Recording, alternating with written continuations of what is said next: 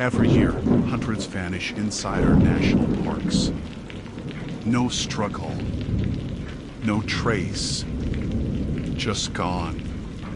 The rangers who go looking, the ones trained to track, to rescue, sometimes find more than they're ready to see. These are their accounts. True reports drawn from incident logs, missing person files, and the ones that never made it to the public record. You've heard the legends. Now listen to the people who had to walk into them.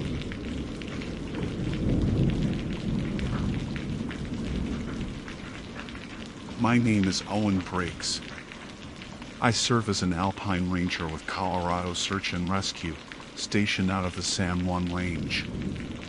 Most of my assignments involve missing hikers, small avalanches, or broken bones on the higher trails.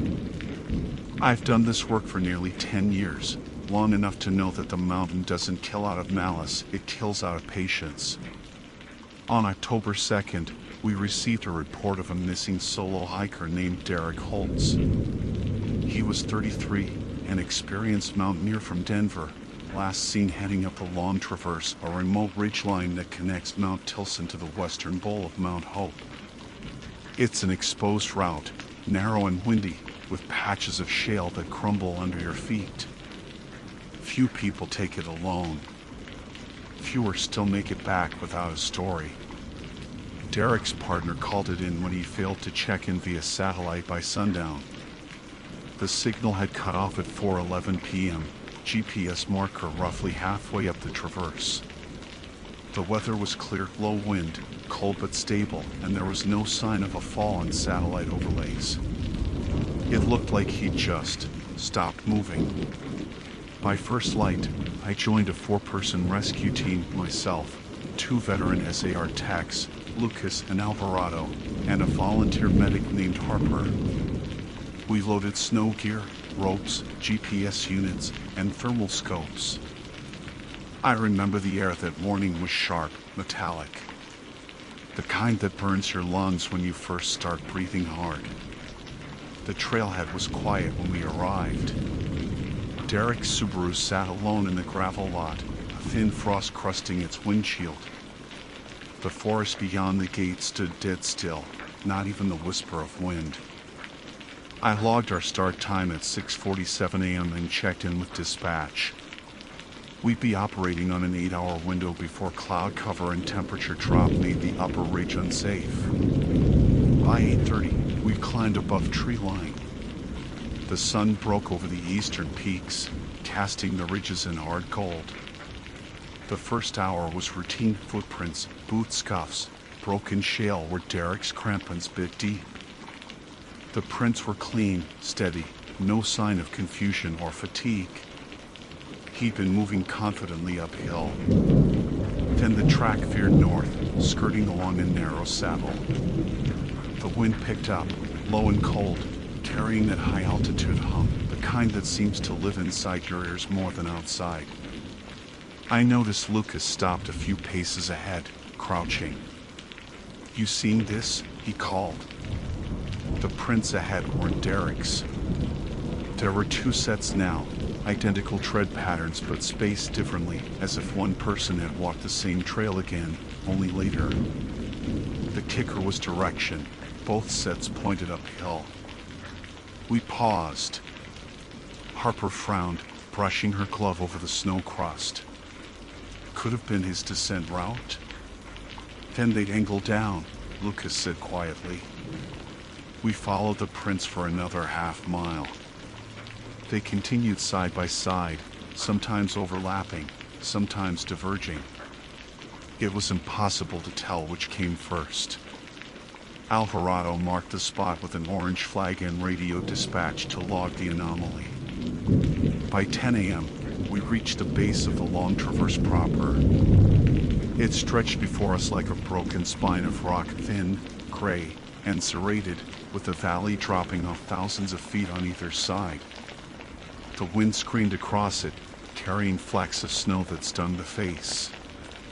That was when the first GPS error hit. My tracker blinked red, coordinates freezing, then jittering back and forth across several hundred meters. Alvarado's did the same. Harper tapped hers, frowning. Signals bouncing, she muttered. Like it's catching multiple returns. Could be interference from the ridge, I said, though I'd never seen interference that consistent before. I radioed command, static answered. No contact. We decided to push ahead until noon before reassessing. The ridge narrowed as we climbed. I led the line, Lucas behind, Harper and Alvarado trailing with the thermal camera. Halfway across, I spotted movement up ahead of a dark shape low against the rocks. I called for a halt and climbed closer. It was a boot. Left foot, brown leather, laces still tied, standing upright in the snow as if someone had carefully placed it there. Inside was dry, untouched. No blood, no tearing. I felt my stomach twist. We've got a personal effect, I said, forcing calm into my voice. Harper knelt beside it, brushing away the frost. She looked up at me, eyes wide. Owen, there's no drag marks. No struggle. It's just standing here. We tagged and photographed it, marking GPS coordinates, though when I looked back at my screen, the numbers flickered again, unreadable. That's when Alvarado pointed downhill. We've got something else. Across the slope below us, faint but visible, another set of footprints climbed toward us from the valley floor. For sets this time. They were our own. I stared at them through binoculars. The pattern, the boot type, the gait, they were exact matches to our team. Even the order matched. My deep lead print, Lucas's slightly staggered to the left, Harper's narrow steps in the center, Alvarado's heavier drag at the rear. They were coming uphill toward where we stood now, turning slightly west like we'd somehow looped ourselves without moving. Tell me someone's screwing with us, Lucas said quietly. Can't be, I said. We haven't gone down that way. He swallowed hard. Then who did? The wind screamed harder. A wall of gray clouds had started to crawl over the western peaks, shadowing the traverse. Harper checked her altimeter. We should turn back. Weather's shifting fast. I wanted to agree, but something in me resisted. Derek was still out there. And if we'd somehow looped our own trail, then he might have done the same. That boot hadn't been left by accident. We pressed on another 20 minutes. The terrain grew steeper, the footing more unstable. The prints ahead of Derek's doubled again. They crossed themselves in tight, impossible angles, looping up and over the same stones. Alvarado muttered something in Spanish I didn't catch. He looked pale. At 12:14 p.m., the ridge widened briefly into a plateau, a wind-scoured flat of ice and shale where the snow swirled in circles. We took shelter behind a jut of rock and regrouped. The radios were dead. GPS unreadable.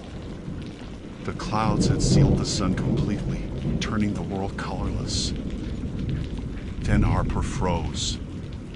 She pointed at the far end of the plateau. A shape was moving across the ridge, slow, upright, maybe 200 yards away. Holtz. I shouted, cupping my hands. The figure stopped.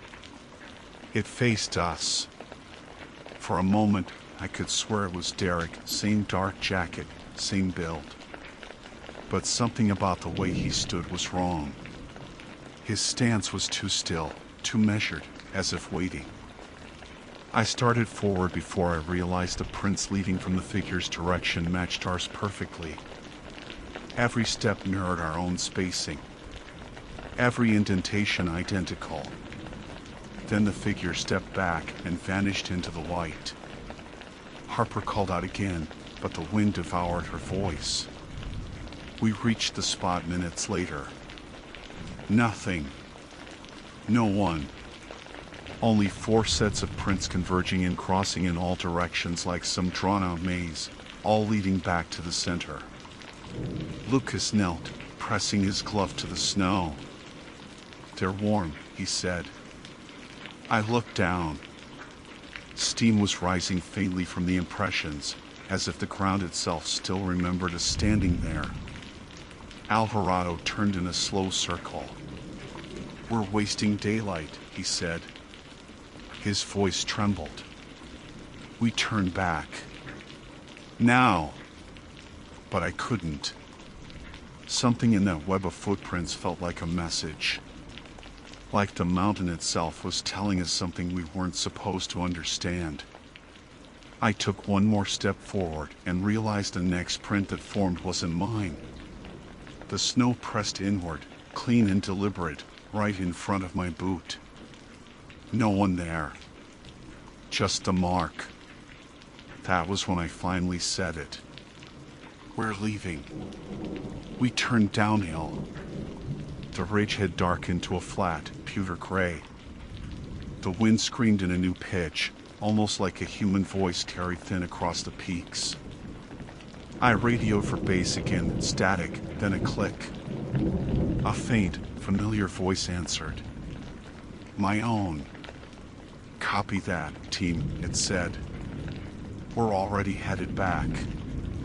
Lucas stared at me. "That wasn't command," he said softly. "No, it wasn't." And when we reached the next bend in the ridge, we saw them, 4 silhouettes walking uphill through the mist. Our silhouettes, matching every move we made. We stopped moving. All 4 of us stood there on the ridge, the wind whipping snow into white smoke around our legs. The figures ahead didn't move either. They stood still, just far enough that I couldn't make out faces. Harper whispered, "What am I looking at?" "Could be a mirage," I said, though I didn't believe it. The temperature had dropped, and the clouds were swallowing the ridgeline in uneven sheets. Mirage conditions happen in heat, not in cold. The 4 shapes stood shoulder to shoulder. Then, one of them raised an arm, just slightly. I realized it was my own movement, echoed. I lifted my arm again, slow. The shape did too. Lucas muttered, "Jesus Christ." The figures began walking. Not toward us, but through the fog, exactly tracing the same section we just crossed 20 minutes earlier. Their steps aligned with ours so perfectly I could see snow crumble in the same spots we disturbed. I tried to convince myself it was a trick of the wind, echoes of movement distorted through drifting white. But there was rhythm in their stride. Coordination. Purpose. "Downhill," I said quietly. We moved now. No one argued. We turned and started our descent, sticking close, eyes locked on the trail. My gut told me not to look back. I did anyway. The figures had stopped again. All 4. They stood in the fog, half visible, and then one by one began to turn uphill, like they decided the climb wasn't over. We picked up speed, half sliding, half running. Every gust of wind threw more snow into our faces. Alvarado slipped once, caught himself. The slope narrowed again near a chute, forcing a single file. Harper stumbled. Lucas grabbed her pack strap and steadied her. "Almost there," he muttered, though there was no there in sight, just the unending spine of gray rock. Then the sound came.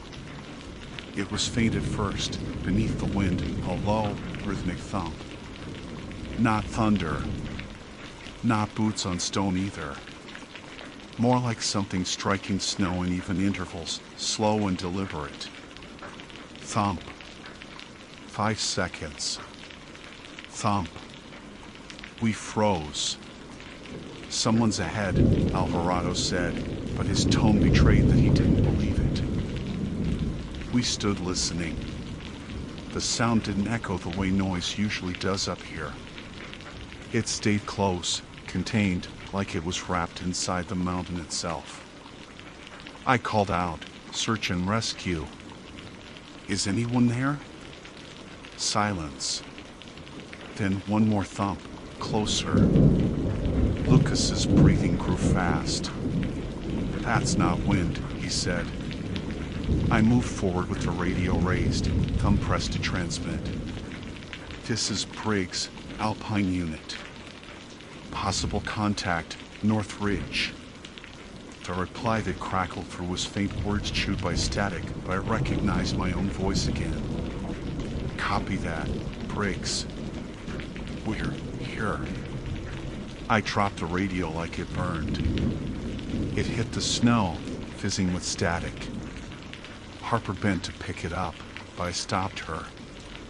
We started moving faster again, keeping to the left fork that should have looped us back toward the lower saddle. Except when we reached the fork, it wasn't there. The ridge simply continued upward, the same terrain repeating, same cluster of black shale, same snap flag marker, same frostcake boulder we passed an hour before. "Wait." Harper turned in a full circle, her voice cracking. "No, no." We descended. I marked that rock myself. "You sure?" Lucas asked, though he already knew the answer. I checked my GPS.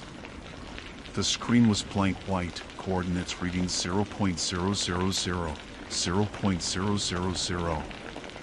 The clock flickered between 12:47 and 12:48, back and forth, refusing to advance. It was as if time itself had snagged on the ridge. I don't remember deciding to keep going, but we did. Forward felt better than stillness. At least then, something might change. We moved for another 20 minutes. The ridge rose slightly, then fell into a bowl-shaped basin rimmed with snow. The wind had died completely now. The silence pressed close, almost physical. That was when I saw the flag. Orange, fluttering weakly on a thin pole. The same kind Alvarado had planted earlier that morning to mark Derek's duplicate prints. Except there were two of them now. The second was a few yards past the first, identical, both planted in the exact snow depth, leaning at the same angle. The snow around them was undisturbed, no approach marks, no retreat marks. Lucas cursed softly. We didn't place two.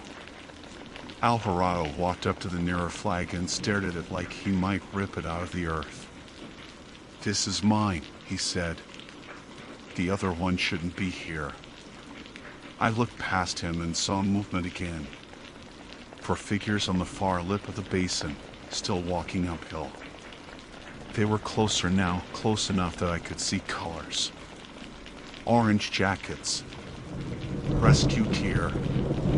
Our tier. For the first time, I noticed how wrong their gait was. It was too synchronized, like each step was measured against the others. No stumble, no sway, no weight. "Go," I said. We ran. The snow broke beneath our boots, crunching loud in the heavy air. My lungs burned, the cold slicing like knives. We aimed for the tree line far below, dark smudge against the white, but it didn't get closer. Every 100 yards or so, I'd glance back. The figures weren't running, but they didn't need to. They moved the same distance we did, always keeping the same gap. We reached another ridge marker, 12B, etched in steel and bolted to rock. Except the numbering was reversed, carved backward like seen in a mirror. Harper grabbed my sleeve. "Owen, the shadows." I turned. The afternoon sun, or what was left of it, threw our silhouettes long across the slope. But there were 8 shadows, not 4. Each of ours had another beside it, perfectly mimicking every motion. We stopped again, gasping, listening to nothing but the soft hiss of falling snow. Then a voice drifted across the wind, so faint I almost mistook it for memory. It said my name. Not shouted. Whispered, low and even, Owen. Harper froze beside me. Who said that? I didn't answer. The voice came again, a few seconds later, same tone, same distance. Come back. I scanned the ridge with binoculars. The far figures were gone. In their place were 4 depressions in the snow where they'd stood, filling slowly with powder. Something about those hollows made my chest tighten. They were too clean, too symmetrical, like footprints from something that never weighed anything at all. We gathered close, speaking in low voices. Alvarado said, we're caught in a weather illusion, or some kind of topographical echo. There's precedent for that. He didn't sound convinced. Lucas laughed once, short and brittle. Precedent for seeing your own damn self walking out of fog? Harper said nothing. She just stared at the basin edge. Look, I said, forcing the words out. We'll mark a straight line. Ropes, compass headings. We move exactly downhill until we hit Treeline. If terrain loops again, we stop. We tied in. Harper set the heading. The slope fell sharply, rocks giving way to ice crust. We moved slow, deliberate. At some point, I glanced left and saw another rope line mirroring ours, 20 feet away. Same angle, same direction, even the same knots. Then Lucas said, I feel lightheaded. I looked back. His face had gone pale under his hood. Like my ears are filling. The air pressure dropped suddenly, ears popping hard. My vision blurred for half a second, and the sound vanished entirely. Total silence. I could see our breath hanging motionless in the cold. Not fading. Just suspended there, as if the air had turned solid. Then the world blinked. I don't know how else to describe it. One moment we were on the slope, the next we were standing back on the flat plateau next to the butte we'd found that morning. No transition. No climb. No descent. Just there. The boot was still upright, still laced, still dry. Only now, beside it, were 3 more lying neatly in a row. Harper backed away fast, stumbling. That's not Owen, those are ours. She was right. Each boot matched ours exactly, same scuffs, same worn toes, even the same pattern of dirt from the trailhead parking lot. We tore them open one by one. They were empty. Try inside. Lucas whispered, we didn't take them off. Then a distant radio crackled in the snow between them. One of our lost handhelds. It hissed with static, then my own voice came through clear, steady. Copy that, it said. We found the missing hiker. Returning via lower traverse. I stared down at the radio, every muscle locked. Because I knew exactly when I'd said those words. It had been the last transmission before we lost contact this morning 8 hours ago. No one spoke for a long time. The only sound came from the radio's faint static, pulsing in and out like breathing. It was the same frequency, same timestamp. Our own voices replayed from earlier in the day, but twisted somehow, flattened, hollow. Lucas finally crouched and turned the volume knob down, careful not to touch the snow around it. That was you, he said without looking up. Your exact call. I know, I said quietly. Harper's eyes darted between us. Could this be some weird signal loop? Like it's bouncing off the peaks? Maybe, Alvarado said. His tone was too calm, too rehearsed. Thermal inversion could. Stop, Lucas snapped. Don't start pretending this is normal. The wind carried away his words, but the echo that came back wasn't ours. It was faint, just a second late. Stop. The same pitch, same timbre. We all heard it. For the first time since the climb began, I felt the full weight of where we were, or maybe what we were inside of. The ridge seemed smaller somehow, as though the space between the mountains had closed in. Even the air felt different, thicker, slower, like we were moving through water instead of wind. I tried the radio again, calling dispatch by protocol. Base command, this is Briggs. Respond. A burst of static. Then, copy that, Briggs. Stay put. We're en route to your location. The voice was mine again. We all turned toward the slope. A shadow was moving through the fog below, 4 figures climbing toward us, heads bowed against the wind. Harper whispered, "No."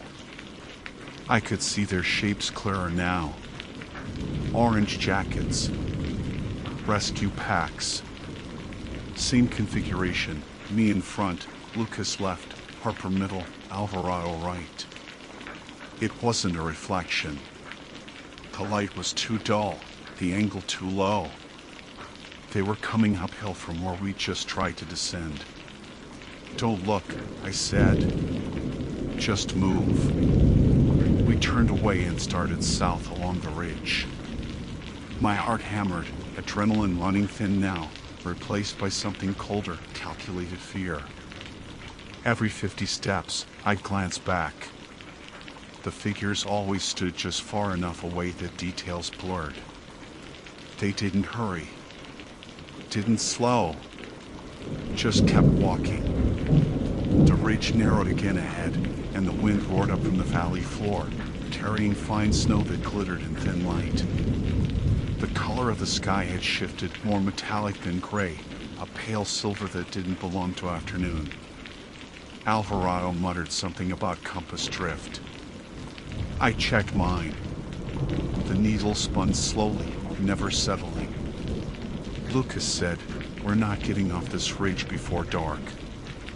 "No," I said. "We're getting off now." We followed what should have been the descent gully, a steep chute of loose rock leading toward the valley floor. I'd done it twice before in training. You angle east, drop through a field of talus, and you hit tree line within an hour. Except when we reached the edge, the chute was gone. In its place was open snow, featureless and flat. A blank continuation of ridge that shouldn't have existed. Harper turned toward me slowly. "This isn't possible." I scanned the GPS. The screen had gone black entirely. Then it flickered once and showed 4 red dots. Coordinates unknown. Altitude 0. Then, one by one, the dots started moving backward. Lucas saw it too. "Those are us." I stared at the screen. The red blips were retracing our own path backward, uphill, toward the place where we'd first found the boot. The boot that was still standing there now, faint in the distance. It shouldn't have been visible from here. The ridge curved. But there it was, upright, waiting. "We're done," Lucas said. "I don't care what's up here. I'm not walking in circles for it." I agreed. I'd reached that quiet part of fear where everything sharpens. I thought of Derek Holtz, the missing hiker, and wondered if this was what he'd seen before his signal cut. If he'd realized the mountain wasn't letting him leave. We took a straight bearing downhill. I marked the line in the snow with my pole every 5 yards. The weather wasn't worsening anymore, it had stopped changing at all.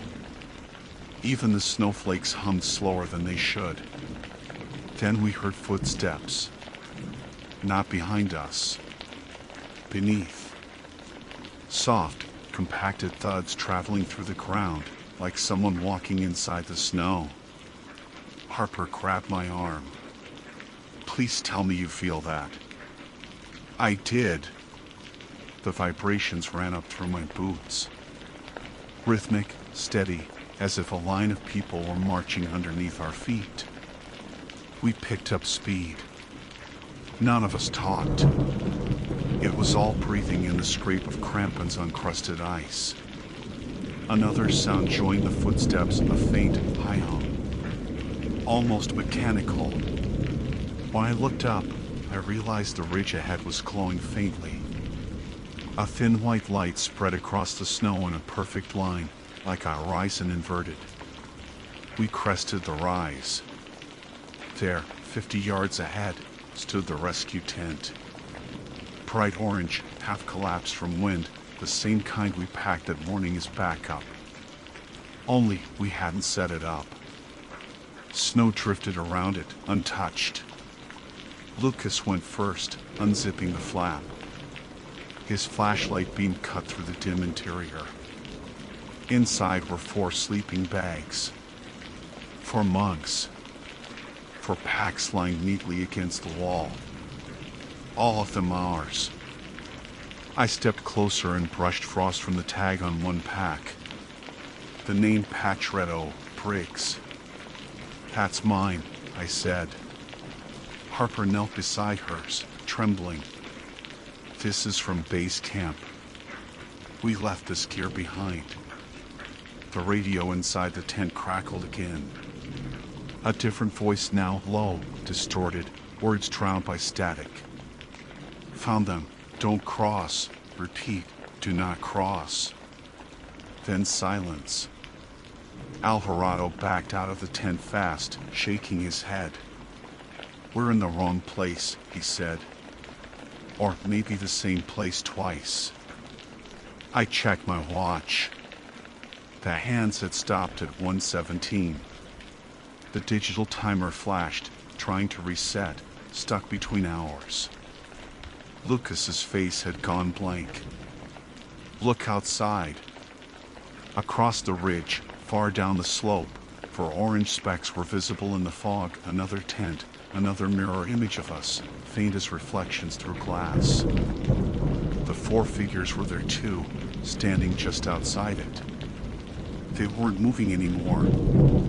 Then, slowly, one of them raised its hand.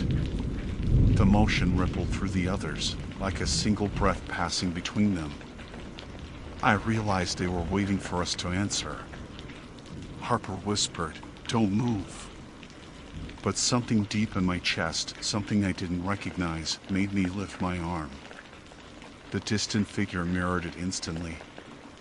The ridge wind rose again, shrieking in the hollows, but the air near us stayed still. I could smell iron and something else, wet rock, maybe. Then, all at once, every light dimmed. The white glow on the ridge collapsed, swallowed by gray. I blinked, and the tent in front of us was gone.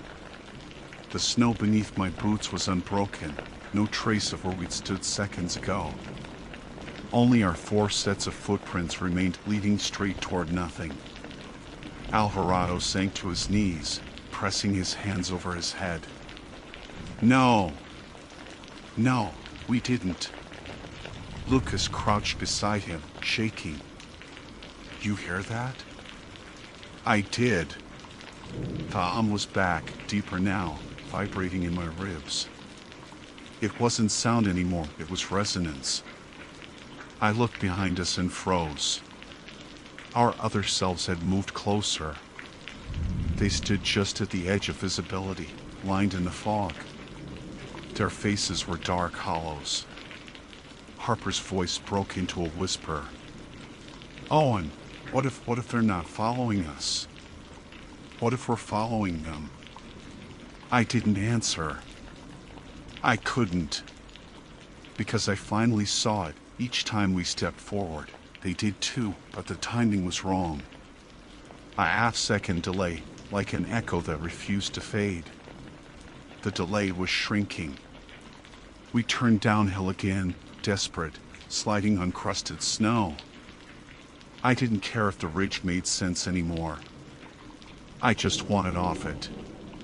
When I glanced back one last time, the other Owen Briggs was right behind me, one arm reaching out through the fog, same motion, same hand, same scar on the thumb. He didn't look afraid. He looked relieved. I didn't remember falling, but suddenly I was on my hands and knees, snow up to my wrists, breath tearing through my throat.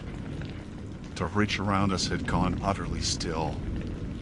No wind. No sound. Just the four of us, though it didn't feel like four anymore. The slope dipped sharply ahead, the faint outline of treeline visible below, black against white. For a moment, I thought maybe we'd broken free. Maybe we finally found the descent. Then Harper screamed. I spun around. She was backing away from Lucas, her flashlight jerking wildly. That's not, she stammered. That's not you.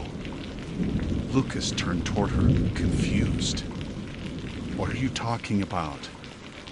But the thing standing just behind him, half in fog, half in form, had his exact outline. Same pack. Same gait. Even the same way he tilted his head slightly when confused. Except it wasn't breathing. It was just there, swaying faintly like a shadow pinned to air. Move! I yelled. We bolted. The slope tilted into loose scree and ice. I lost sight of them more than once in a churn of gray. When the fog thinned briefly, I saw all four of us again, but there were four others too, climbing behind, matching every move. And then I realized they weren't behind. They were below. Each of our shadows was moving independently now, climbing the slope in reverse, heads tilted up toward us. Their feet never sank into the snow. My throat went dry. Keep your lights down. Don't look at them. We half ran, half stumbled. I could hear Harper crying softly behind me, repeating something over and over, though I couldn't make it out. At one point, I glanced over my shoulder and my duplicate was closer. 20 feet maybe. His face wasn't mine anymore. It had no detail at all, like something erased had tried to remember what a person looked like. He reached up, palm open. I turned away and kept moving until the terrain dropped into a shallow ravine. The air here felt heavier, warmer somehow. Snow melted slightly under our boots. We regrouped, panting. Alvarado spoke first. We follow the ravine. It has to run into the valley eventually. No one disagreed. Anything downhill felt like escape. We followed it in silence. My watch still read 1:17. The light never changed. The fog pulsed between bright and dim as if the sun couldn't decide whether to exist. Then we came across the rope line. It was stretched across the ravine, anchored between two buried pitons. Our rope. Same knots. Same fray near the carabiner where Lucas had cursed earlier that morning. I traced it with my glove.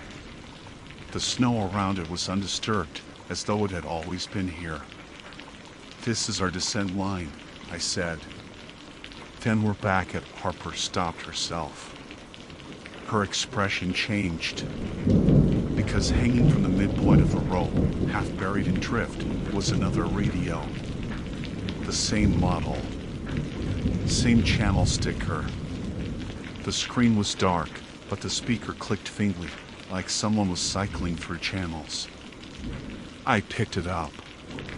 The noise steadied into a voice. "Owen Briggs," it said. My own voice. Calm. Steady. End of line. You've gone far enough. Lucas backed up fast, shaking his head. No. No more of this. He turned and started climbing out of the ravine, kicking snow, muttering curses. I'm done following ghosts. I yelled for him to stop. He didn't. He vanished into the fog. Harper made to go after him, but I held her back. Something deep in my gut said no. That kind of panic leads nowhere but deeper. We waited. 5 minutes. 10. Then his voice echoed from above. Found it. We looked up. He was standing at the ridge lip, waving. Trail marker. I can see. The sound cut out mid-sentence. A hollow silence followed, then a soft crunch. We climbed up after him, slowly, hearts pounding. The fog thinned just enough for me to see his body. He was standing perfectly still, facing us. At first I thought he was alive, his face calm, expressionless. But when I got close, I saw the truth. His eyes were open, but fixed. His skin gray and lined with frost. And his boots were missing. Behind him, in the snow, 2 sets of fresh prints led away uphill. One was his. The other, slightly larger, walked right beside it. Harper made a sound like a swallowed sob. Alvarado crossed himself. I didn't let myself think. I just said, we keep moving. No more stopping. We left Lucas standing there on the ridge, staring through the fog like a statue. The descent that followed barely made sense. The world seemed to bend and unfold around us in fragments. Sometimes I thought I saw trees ahead, then they dissolve into stone. Sometimes the snow turned to gravel under my boots, then back again. The sound of footsteps behind us never faded. Eventually, the slope leveled. A low wooden sign appeared out of the mist, trail marker, weathered and half buried. Long traverse overlook, 11,200 feet. We'd made it back to the start. Harper let out a shuddering laugh. We're out. We're actually out. But then she pointed. Our own footprints were there in the snow, leading right up to where we stood and continuing past us. Heading uphill. The same line we followed that morning. No, I whispered. No, that's not. Alvarado stepped forward, shining his light on the prints. He frowned. They're warm. Steam curled from them in the cold. Then his radio clicked. A voice crackled through, faint but clear. Rescue team inbound. You'll see us soon. Harper whispered, please don't answer. The voice came again. Copy that. Briggs. Stay where you are. We're almost there. I didn't touch the radio. I didn't have to. It transmitted on its own. Copy that, my own voice replied. We'll be ready. The sound of boots crunching snow drifted from the fog ahead. Alvarado raised his light. Figures moved toward us, 4 of them. They wore orange jackets, carried our packs. The front one lifted a hand in greeting, just like I had done earlier on the ridge. Harper began to cry. We're never leaving, are we? The figures stopped 10 yards away. I saw my own face then, blank, calm, faint smile, like a man who had just finished his shift. He stepped forward once, then another step, until the two of us stood a breath apart. I don't know what I expected. Maybe cold air, maybe nothing at all. But when he reached out, I felt the glove brush mine. It was solid. He leaned close, voice low, and said, "You're late." The world folded. Light broke open across the ridge, sharp and white. I was lying on my back beside the trailhead, snow in my mouth, radio pressed against my chest. My watch ticked again, 2:02 p.m. The sun was bright. Harper and Alvarado were beside me, alive, shaking, both looking around like they'd just surfaced from deep water. The ridge above us was silent, ordinary. Derek Holtz's car was still parked in the lot. The snow around it was untouched. We called for extraction. A chopper came by dusk. They found no trace of Lucas. No second rope line. No extra boot. Back at base, the GPS data showed nothing but one straight line up and back, no loops, no duplicates. The timestamps matched our radios exactly. Every recording was clean except one fragment, 4 seconds of distorted noise. A voice saying, "You'll see us soon." 3 days later, the storm hit. It buried the upper traverse completely. I went back alone before the closure order came through, just to check one last time. Near marker 12B, half buried in snow, I found a single boot upright, dry inside. I didn't touch it. I just turned around and walked back downhill until the ridge disappeared behind cloud. No matter how far I went, I could still hear the crunch of 4 other pairs of boots following in rhythm. I never looked back.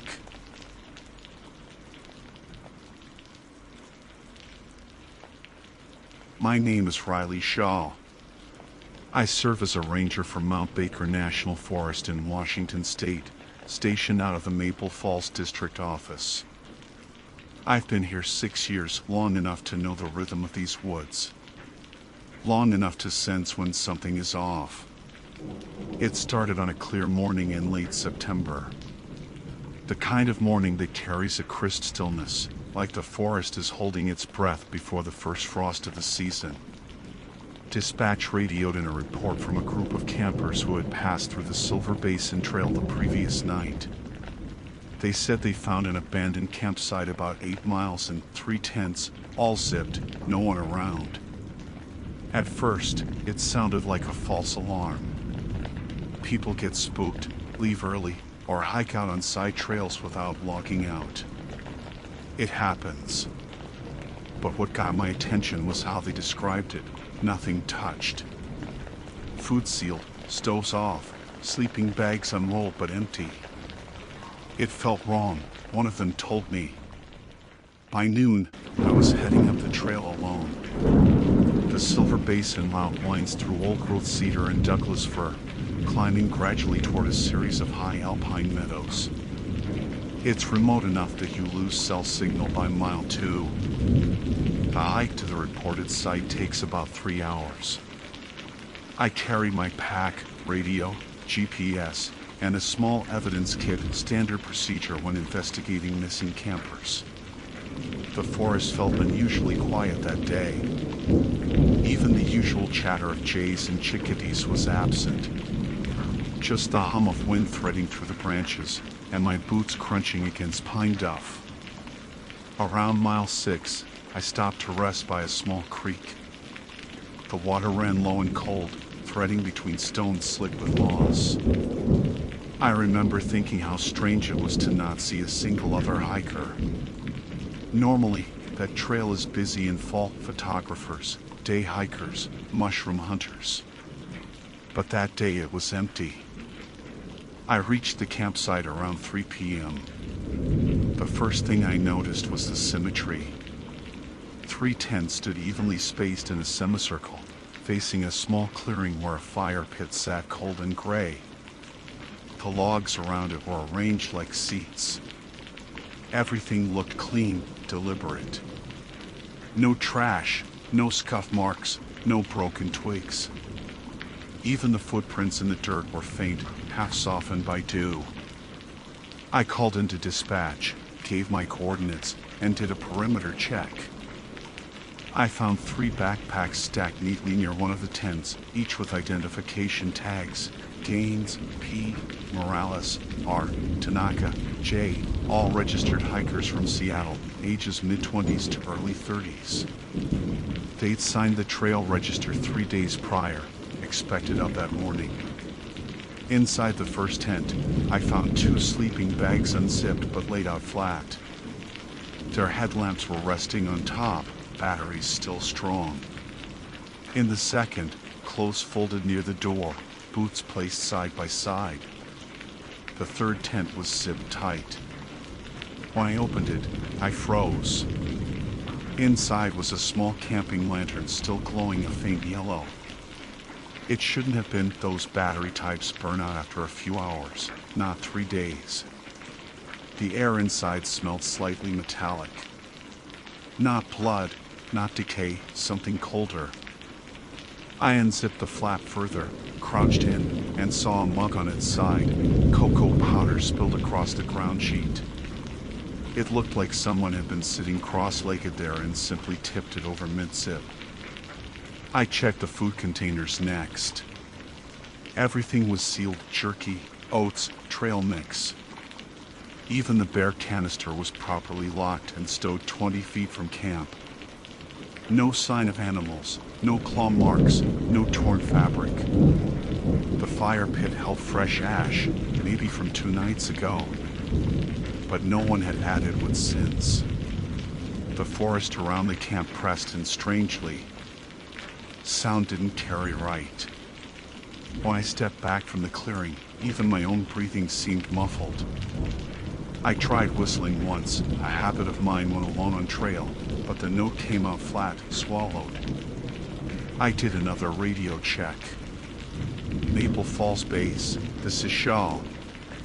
I've located the site.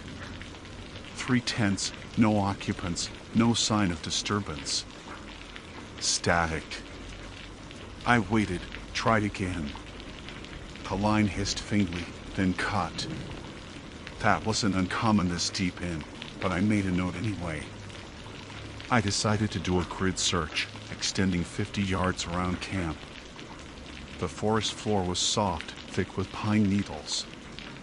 A small stream ran about 30 yards downslope, trickling faintly.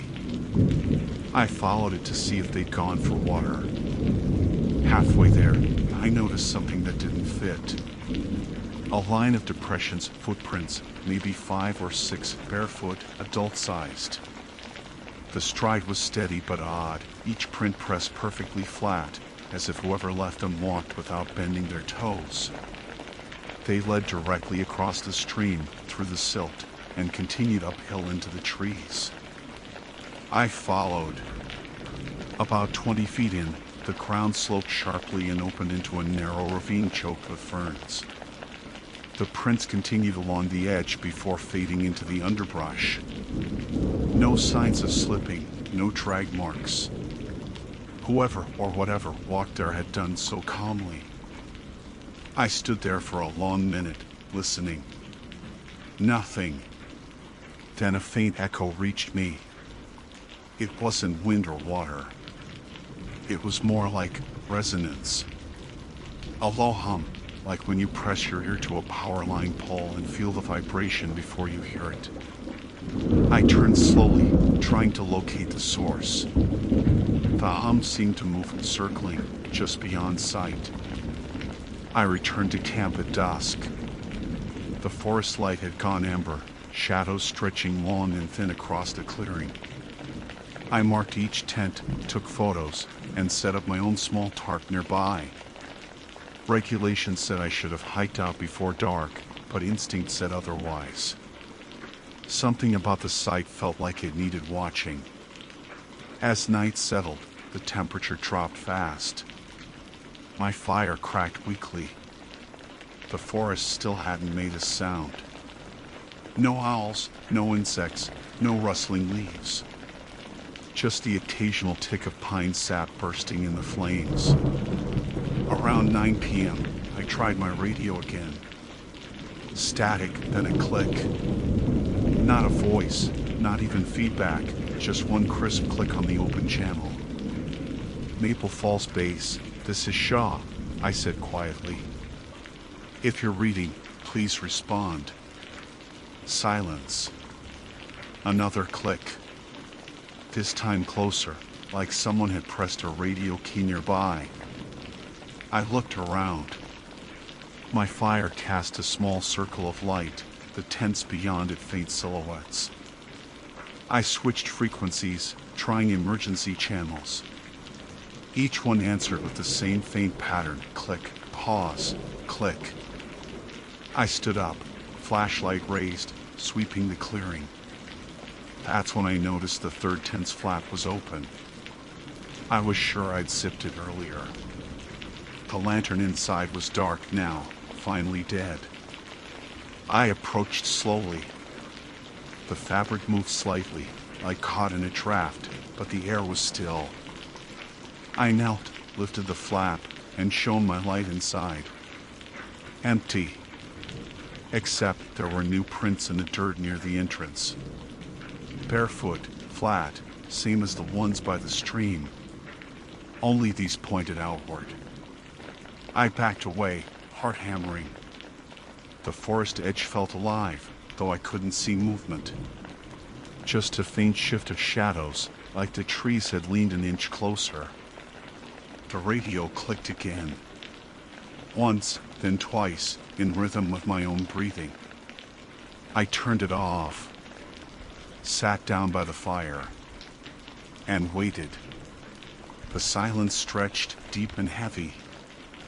My ears started ringing from the pressure of it. Every small sound of the crackle, the whisper of wind felt magnified, unnatural. Then, somewhere between one blink and the next, I realized the tents had changed. Their positions slightly altered. Maybe an inch closer together. I stared, unblinking, trying to be sure. The hum returned, stronger now, coming from all around. It pulsed through the ground, through my boots, into my ribs. My fire flickered low, as if struggling against it. Something was out there, moving without sound, circling the camp in perfect silence. And for the first time in my 6 years as a ranger, I didn't call for backup. I just sat there, watching the tree line close in, and waited for the forest to breathe again. The hum didn't fade, it simply sank lower, like the forest had swallowed it. My fire gave one last flare before collapsing into red ash. After that, the only light came from my headlamp, a narrow cone slicing through the dark. I told myself to move, to do anything besides sit there listening. I grabbed the radio again, switched through every band, and landed on the Ranger emergency line. Static. Then faintly, underneath, a whisper of something that might have been speech or wind pressed too close to the mic. Lay. Shaw. My name buried in the noise. Base? I tried. This is Shaw. Do you copy? The sound stopped. I turned off the radio. The hairs on my arms stood up. There's a specific kind of silence that feels thick, like you're inside it instead of surrounded by it. That's what it was now. I scanned the perimeter with my light. The 3 tents stood motionless, but I noticed something I'd missed before. The guy lines, those thin cords that hold the tents taut, had shifted. One was pulled slightly tighter than the rest, rope stretched and quivering as if someone had just brushed against it. Hello? I called. My voice hit the trees and died there. I walked to the tent, keeping my beam steady. The footprints from before were gone, smoothed somehow. Even the dirt around the fire pit looked freshly pressed. The longer I stared, the more it seemed as if the entire clearing had reset itself, like the forest had wiped its own slate clean. That was when I smelled the cocoa again. Faint, sweet, and wrong out here. I turned toward the third tent, the one that had the lantern. The mug inside was upright now, placed neatly in the center of the crown sheet. I hadn't touched it since earlier. I crouched, light trembling over it. The inside shimmered faintly, like there was liquid still warm enough to reflect. But when I reached in and touched it, the metal was ice cold. Behind me, something snapped. Not a branch breaking, more like fabric being pulled too tight. I spun, scanning the trees. The light caught nothing. Then another sound came, a short inhale, sharp and human, from maybe 10 feet behind me. I swung my light toward it. Empty air. For a second, I thought I saw movement between the trunks and outline, pale and indistinct, like fog curling against bark, but when I blinked, it was gone. The hum surged again, deep enough to rattle the ground. My headlamp flickered. I backed toward my pack, reaching for the flare gun clipped to the side. My thumb found the trigger just as the first tent collapsed. It didn't fall naturally. It folded, slow, deliberate, like something inside was lowering it from within. The second followed. Fabric sagged, pulse bowed, then silence again. I fired the flare. The shot exploded overhead, a burst of red light that threw everything into raw, bleeding color.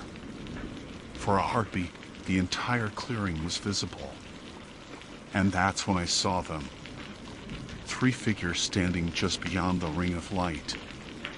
Not close enough to see faces, but close enough that I could tell they weren't animals. Their silhouettes were upright, perfectly still, facing me. The flare hissed out. Darkness came back heavy. I reloaded, but my hands were shaking so badly I dropped the cartridge into the dirt. The noise it made, a dull thunk, was too loud. When I bent to grab it, I realized the hum had stopped completely. In its place came something worse, breathing. Dozens of faint, syncopated breaths. It came from everywhere at once. I stumbled backward until my shoulders hit a tree. "You need to identify yourselves," I said, trying to keep my voice level. "This is federal land. If you're lost, I can help you." The breathing stopped mid-inhale, all at once. Then, from somewhere behind the nearest tent, a voice spoke. "Help us." 2 words, low and toneless, like someone repeating a sound they didn't understand. I raised the light. The tent fabric rippled outward as if a hand had pressed from the inside and then flattened again. I didn't wait. I grabbed my pack, shoved the flare gun into my jacket, and started down the trail. The path was narrow and steep, winding between roots slick with moss. My boots slipped twice before I caught my balance. Every few seconds, I glanced back. The glow from the campsite had vanished behind the trees.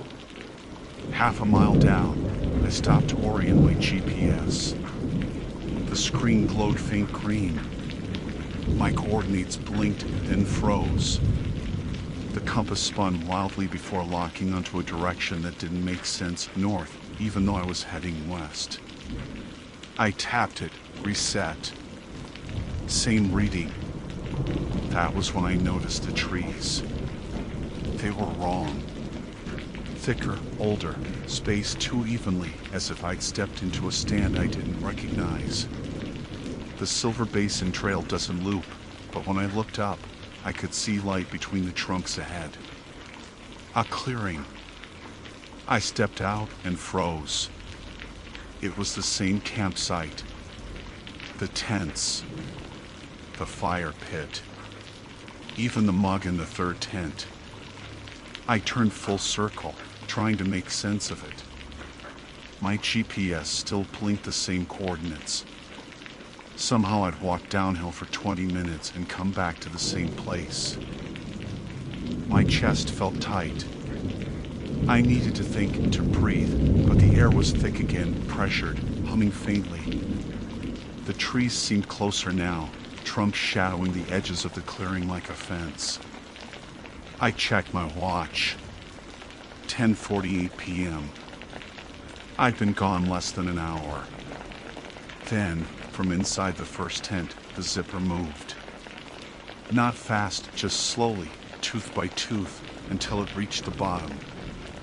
I backed away, hand on the flare. Something shifted inside. Not footsteps, exactly, more like fabric sliding over the ground. Pat. I called, remembering one of the hikers' names. Rosa? You there? Silence. Then a whisper, right at my ear though no one stood there. Riley. I spun and fired the flare into the trees.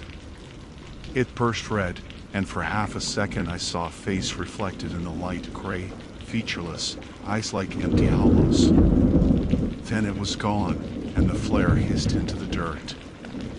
I dropped the gun. My hands were numb. The forest pressed inward again, as if the very air wanted me still. I told myself to move toward the creek, to follow the sound of water downhill, but when I turned that way, the stream wasn't there. Just more trees. The clearing had no edge anymore, only darkness in every direction. I ran anyway. My boots struck soft ground, then roots, then nothing. The forest felt endless, yet every few steps I glimpsed flashes of light through the trunk's lantern glow, faint and yellow, always ahead but never closer.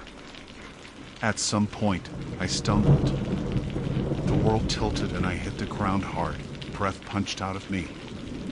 My headlamp cracked against a rock and flickered out. I lay there, staring into blackness so complete it felt physical. Somewhere nearby, fabric rustled. Then slow footsteps. Bare feet against soil. I fumbled for the radio, thumbed it on. "Base, this is Shaw," I whispered. "If you can hear me, I'm compromised. I need extraction." Static. Then a voice. "Copy, on extraction. Stay where you are." But it wasn't dispatch. It was my own voice, replayed back at me, warped and distant. The footsteps stopped. I didn't breathe. Then, in the dark, I heard the zipper again, metal teeth separating, one after another. But I hadn't brought any tent with me. The sound came from just a few feet away. I turned toward it slowly, every instinct screaming not to look.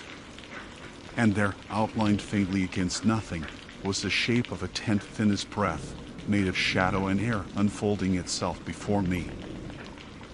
For a long moment I couldn't move. The outline of that thing, the tent made of shadow, hovered in front of me, trembling slightly as though breathing. I blinked, but it didn't fade. Its shape wasn't quite solid. The seams bled into the dark around it. But I could hear it canvas whispering softly, like wind tucking through fabric that wasn't really there. Something inside shifted. Slow. Deliberate. I crawled backward until my shoulder hit a fallen log.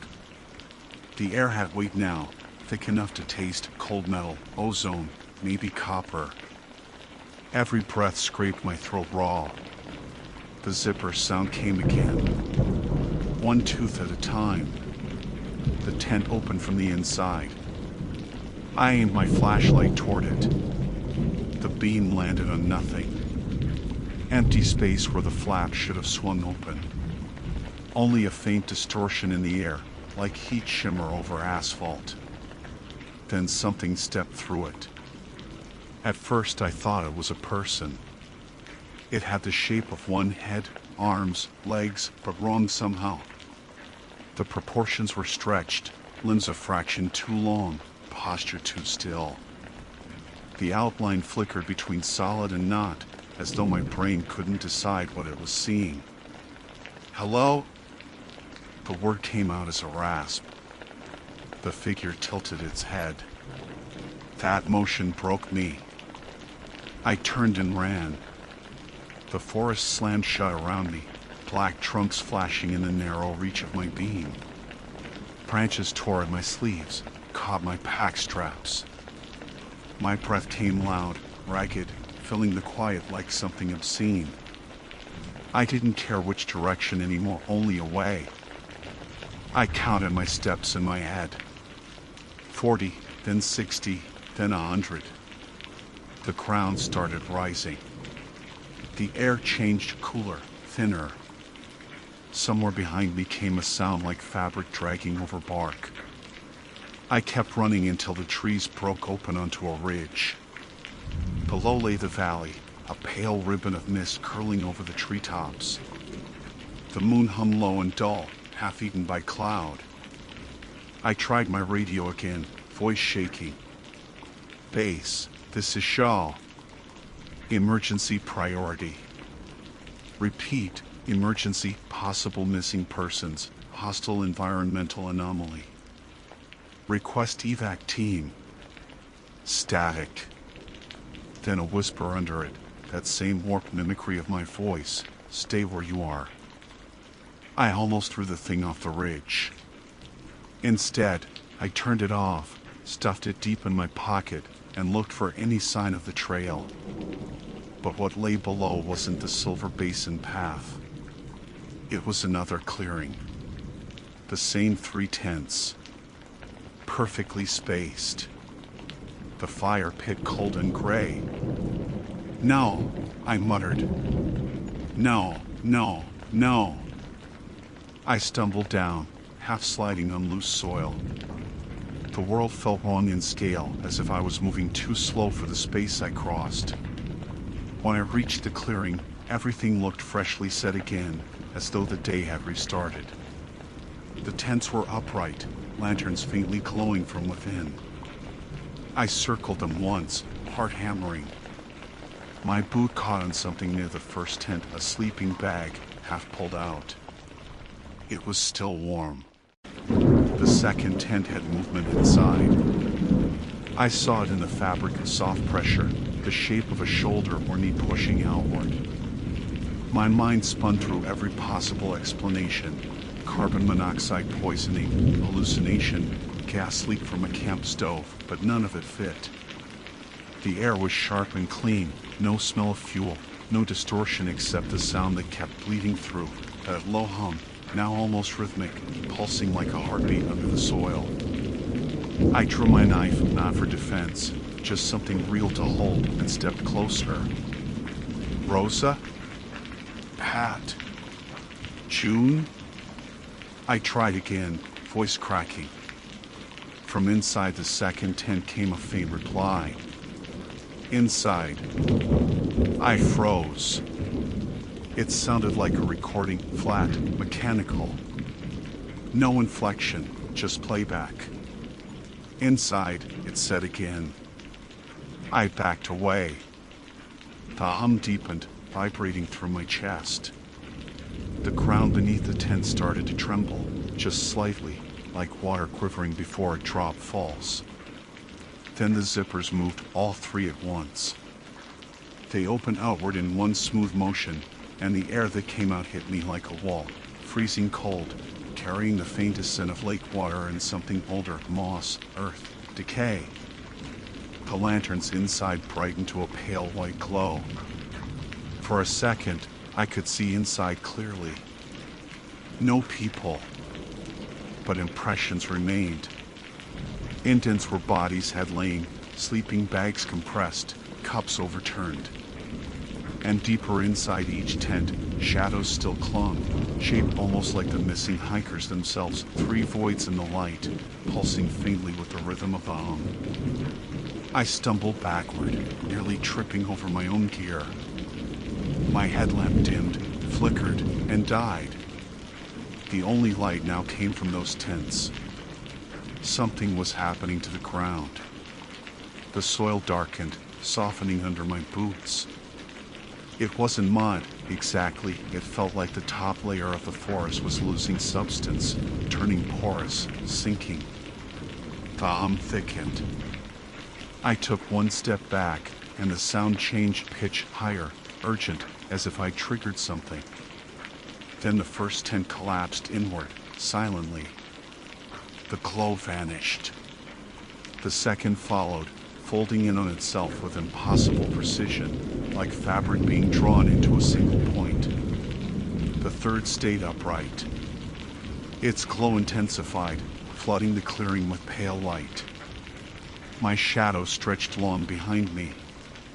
Something moved inside that last tent, something standing. It stepped forward, pressing against the thin nylon until it bowed outward.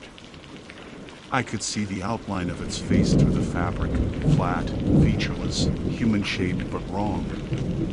I wanted to run again, but my legs wouldn't obey. The air around me was vibrating hard enough that my teeth chattered. Then the figure spoke. Its voice came from every direction, layered and echoing in my own tone. You shouldn't have stayed. The tent imploded. Light swallowed everything.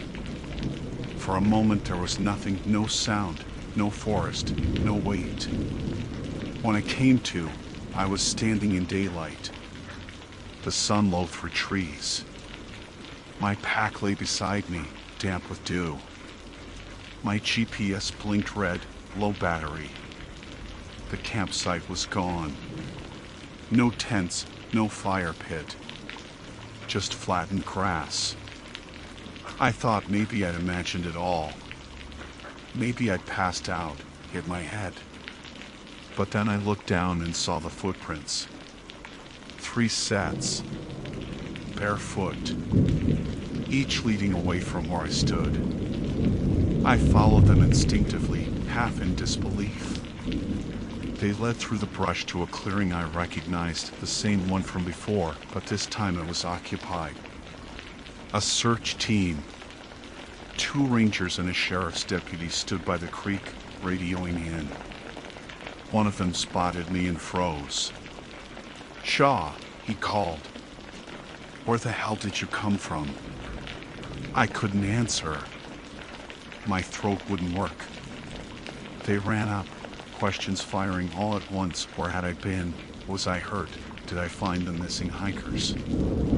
I tried to focus, to form words. How long have I been gone? I finally asked. The deputy frowned. "We sent you up yesterday morning. You didn't check in all night. We were about to call air support." "Yesterday?" I whispered. I never made it out of camp. They looked at each other. One of the rangers, Jackson, a guy I knew, took out his radio. "We didn't find any camp," he said carefully. "Just a clearing with old fire remains. Maybe from last season." I shook my head. "No. The tents. The gear." "Riley," he cut in, voice gentle. "There's nothing up there. No sign anyone's camped there for months." He reached into his vest and handed me something. A metal mug. "Found this about 50 yards from the ridge," he said. "Your initials are scratched into the bottom." They weren't. I flipped it over anyway. The letters read RS. They weren't mine. The engraving looked decades old, almost worn smooth. Before I could speak, the deputy's radio crackled. "Search team to base, come in. We've located the ranger. Negative on missing party. Recommend return to station." Static answered, then a faint click. Another. Then a voice, faint and toneless, inside. The 3 of them froze. Jackson looked down at his radio, thumb off the transmit key. Did that just, he started. The voice repeated, louder this time. Inside. The forest went silent again. No wind, no creek, no birds. I looked back toward the trees. Between them, just visible in the shade, 3 upright shapes stood evenly spaced, watching. The shapes didn't move. They just stood there, 3 faint outlines framed by cedar trunks, each one the same height, same stillness. The light caught on them in a way it shouldn't have. It was like the forest bent slightly around their edges, as though space had thinned there. The others didn't see it right away. Jackson was still holding the radio, whispering into static. The deputy scanned the tree line, hand resting on his sidearm but not drawing it. The other ranger, Morales, muttered something about signal feedback. Then the first figure stepped forward. Jesus, Jackson hissed. Who's that? None of us moved. The figure took another step, and I saw it clearer now, bare feet pressing flat into moss, a faint shimmer where skin should be. It wasn't walking right. Its legs moved, but its weight didn't shift, as if the ground accepted it differently. Hey, the deputy called out. Identify yourself. The voice that answered wasn't human.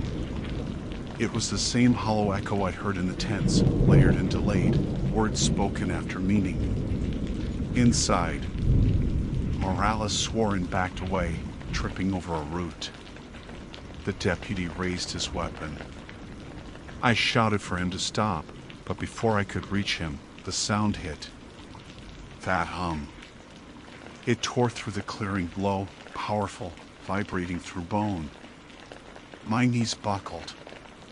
The deputy fired once into the dark, but the sound barely tarried. The bullet vanished into the air as if swallowed. The figures didn't flinch. Instead, 2 more emerged from behind the trees, stepping in perfect rhythm with each other. The air grew colder by degrees. Breath smoked in front of our faces, though the afternoon sun still filtered weakly through the canopy. I tried to move, to grab Jackson's shoulder, but my limbs felt heavy. The hum was pulling at something deeper than muscle, like it was rewiring how my body remembered movement. The nearest figure stopped just short of the creek. The water there, which had been flowing moments ago, stilled. Completely flat. The reflection showed the trees, our shapes, and 3 others behind us. I turned. The same forms stood on our side now, surrounding the clearing. They hadn't crossed the creek, they'd simply appeared. Jackson whispered, Riley, what the hell is this? I don't know, I said. But don't run. It felt instinctive, the way you talk to someone standing too close to a cliff edge. Running felt like it would give them permission. The radio on Jackson's belt crackled again. The voice came through, faint but clear. Riley. Shaw. My name, again, spoken in that wrong, flat cadence. Then another line. You're late. The hum surged, the air tightened, and something deep under the ground let out a sharp crack like frozen earth splitting. The figures nearest the trees blurred, and when they came back into focus, they were closer. The deputy lost it first. He bolted toward the ridge. Morales shouted after him, but he didn't stop. He made it maybe 10 yards before his radio screamed feedback so loud it dropped him to his knees. When he looked up, one of the figures was already there, standing where he'd been running. Then the deputy was gone. Just gone. No sound, no struggle. The space he'd occupied shimmered faintly and went still. Jackson and Morales turned on me, eyes wild. We're getting out of here, Morales said. Now! I nodded, but I couldn't make myself move yet. Something about those words, "you're late," wouldn't leave my head. I looked back at the ground where the deputy had stood. His footprints were there for a moment, then slowly filled themselves in with dust, like the forest reclaiming him. We started toward the ridge together, staying close. The path was narrow, the air still pulsing with that strange rhythm. Every few steps, the light seemed to shift color, warm gold to cold blue, then back again, as if the day itself was flickering. At the crest, we could see the valley below. Our vehicles were parked in a dirt turnout maybe a half-mile down. I could even see the faint gleam of metal in the sun. Relief hit so hard I almost laughed. Then the radios all clicked 3 times in perfect sync. 1 click. Pause. 2 more. That same rhythm I'd heard by the campfire. Morales whispered, "They're following." I looked back. The figures were halfway up the trail, moving without sound. And there were more of them now, 6, maybe 7. Their shapes overlapped, edges bleeding into each other, indistinct but human enough that my mind kept trying to assign faces. We started running. Branches tore at our jackets, stones slid underfoot. The hum followed, no longer constant but pulsing like breath, closing, retreating, closing again. The forest ahead blurred between light and shadow so fast I thought I might be blacking out. When we reached the turnout, the trucks were there, but wrong. The vehicle sat in perfect condition, yet the license plates were unfamiliar. The paint colors slightly off. My own ranger unit bore a decal I didn't recognize, an older emblem, one I hadn't seen in decades-old training manuals. Jackson yanked open the driver's door anyway. "We're not questioning this," he snapped. He climbed in, cranked the ignition. The engine started. Relief flooded me until the radio inside the cab came alive. Inside, it whispered. The same voice. Jackson froze. Morales was already halfway around to the passenger side when the truck's headlights flickered on by themselves, bright, blinding white, and stayed that way. Through the glare, I saw movement in the mirrors. The figures had reached the edge of the turnout. They stood evenly spaced, just like the tents. 3 in front, 3 behind. Jackson floored the gas. The truck lurched forward, engine screaming, tires biting gravel. For a second, it felt like we were breaking free. The hum receded, fading behind us. Then the road turned, and there it was again. The same campsite, perfectly intact. 3 tents, lanterns glowing. Jackson slammed the brakes. No, this isn't possible. We sat there, engines idling, staring. The road ended right at the clearing, like it had always led there. Morales started crying quietly, just a soundless shake of her shoulders. I couldn't blame her. The hum rose one last time, so deep it felt like my heartbeat was sinking with it. The trees bent inward. The tents began to unzip. "Riley," Jackson said softly, voice shaking, "what do we do?" I didn't answer. There was nothing left to say. The first tent opened wider, fabric folding like a mouth. Inside, a light flared, not yellow, not white, something between. I could see shapes moving behind it. 3 human figures stepping out. They were us. Exact. Every detail. Me, Jackson, Morales, faces slack, eyes black like the depth of a pond. The real Morales screamed. The sound barely left her throat before the doppelganger reached her. The moment they touched, both figures vanished. No sound, no flash, just gone. Jackson stumbled out of the truck, shouting her name. I grabbed him, tried to pull him back, but the air between us rippled. His body blurred, edges flickering like static. When the light steadied again, he was gone too. Only I remained. The forest was utterly still. The hum faded into silence, leaving only the wind stirring through cedar branches. The doppelgangers were gone. The tent still stood. I took one step toward them. The ground beneath me gave a soft groan like ice cracking. I stopped, staring down. The soil wasn't soil anymore.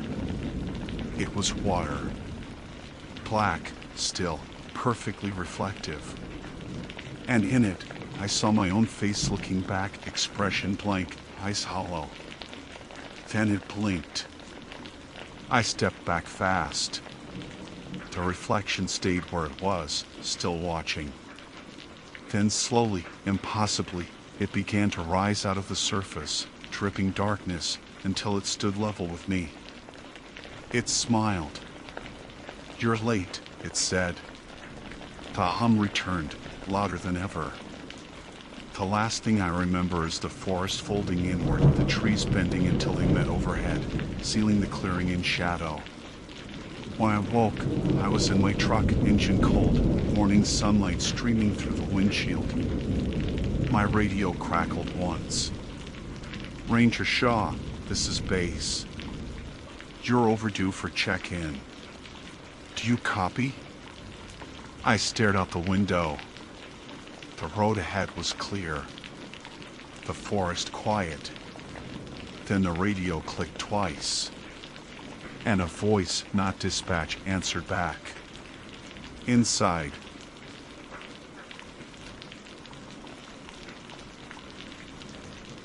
My name is Nathaniel Nate Corbin. I am a patrol ranger assigned to the Highline Trail District of Utah's Uinta Mountains, a post I have held for 8 consecutive seasons. My duties include monitoring backcountry campsites, checking permits, maintaining signage, and occasionally assisting with search and rescue operations. The Highline runs more than 100 miles across rugged alpine country, high passes, timberline meadows, and basins that still hold snow even in July. It's a place that demands respect, both from those who pass through it and from those who protect it. I have always considered myself steady when it comes to the job. I know the terrain well enough to navigate it blindfolded, and I know the common fears that get into a person's head out here: the isolation, the altitude, the sounds that echo strangely through the rocks at night. Most of what people think is supernatural can be explained by fatigue, thin air, or weather. That's what I used to believe without hesitation. Last August, that certainty started to falter. It began with something small, something that shouldn't have meant anything at all. I was posted at the Highline trailhead near Mirror Lake that morning, logging outbound hikers and reminding them of the afternoon thunder forecast. One of the bulletin boards beside the ranger station holds laminated copies of missing person reports. It's not uncommon to see them curling under the sun, faded photos, old names, hikers who vanished years ago and never turned up. Among them was a report I'd looked at hundreds of times, a man named Ethan Drew, missing since 2012. His picture showed him in a windbreaker, grinning, holding a trout by a lake. I could have recited the summary from memory. Last seen near Dead Horse Pass, age 29, wearing a red jacket and black pack. That morning, I noticed something off. There were 2 posters with his photo, one old and one freshly printed, pinned a few inches apart. At first, I assumed someone had accidentally reissued it, but the newer one had a different date, 2023. Same name. Same face. Same description, word for word. The only change was the issue date, 11 years apart. I brought both down to my desk, thinking it was some data entry mistake. Our missing persons database automatically archives older cases. We rarely reprint posters for people gone that long unless there's new evidence. But the newer sheet looked legitimate: official letterhead, park contact info, case number, even a digital signature from dispatch. I radioed dispatch to confirm, giving the case number. They told me no such report existed. Check the number again, the operator said. We haven't reopened anything under that name. I read it twice more. She asked me to send a photo. When I did, she went silent for a while, then replied, "That format hasn't been used in 5 years. Where did you get this?" "From my own board," I said. "It was penned up this morning." She told me to hold on to it for records. I did, though I couldn't explain why my hand shook slightly as I folded it. Later that day, I did my regular patrol along the west segment of the High Line, from Mirror Lake up to Rocky Sea Pass. The air was dry, light crackling in the sagebrush. By mid-afternoon, thunderheads began forming, so I stopped near Phelps Basin to check on a group of backpackers setting camp. They asked about the old missing cases. People always do. Some of them pointed to Ethan Drew's name carved faintly on a signpost by the junction. I told them the story as we usually tell it: solo hiker, last seen near the pass, presumed lost in a storm. But that night, while I was logging my round notes, I caught my reflection in the dark window of the cabin and saw that same poster taped to the inside glass. I hadn't put it there. It was the fresh copy, the one dated this year, crisp, clean, as if it had been printed moments ago. No one else had been inside the cabin. The door was locked. I pulled it down again, brought it to my desk, and compared it to the earlier sheet I'd folded into my notebook. They were identical. Even the small tear on the corner matched perfectly, like I was holding two of the same page in slightly different points in time. It was around midnight when the radio crackled. Static first, then a faint voice. "Mirror Lake Station, this is Ethan Drew. Anyone copy?" The air went still. I stared at the receiver. The name repeated, clear, followed by a breath, and then nothing. The channel cut to silence. I called back, thinking it was interference. "Ethan, this is Ranger Corbin. Say again your location." No answer. Only the wind through the static. I recorded the incident in the log, standard procedure when hearing unconfirmed transmissions. But I couldn't sleep afterward. Every sound outside, the groan of pines, the shifting boards, felt amplified, like the forest was listening back.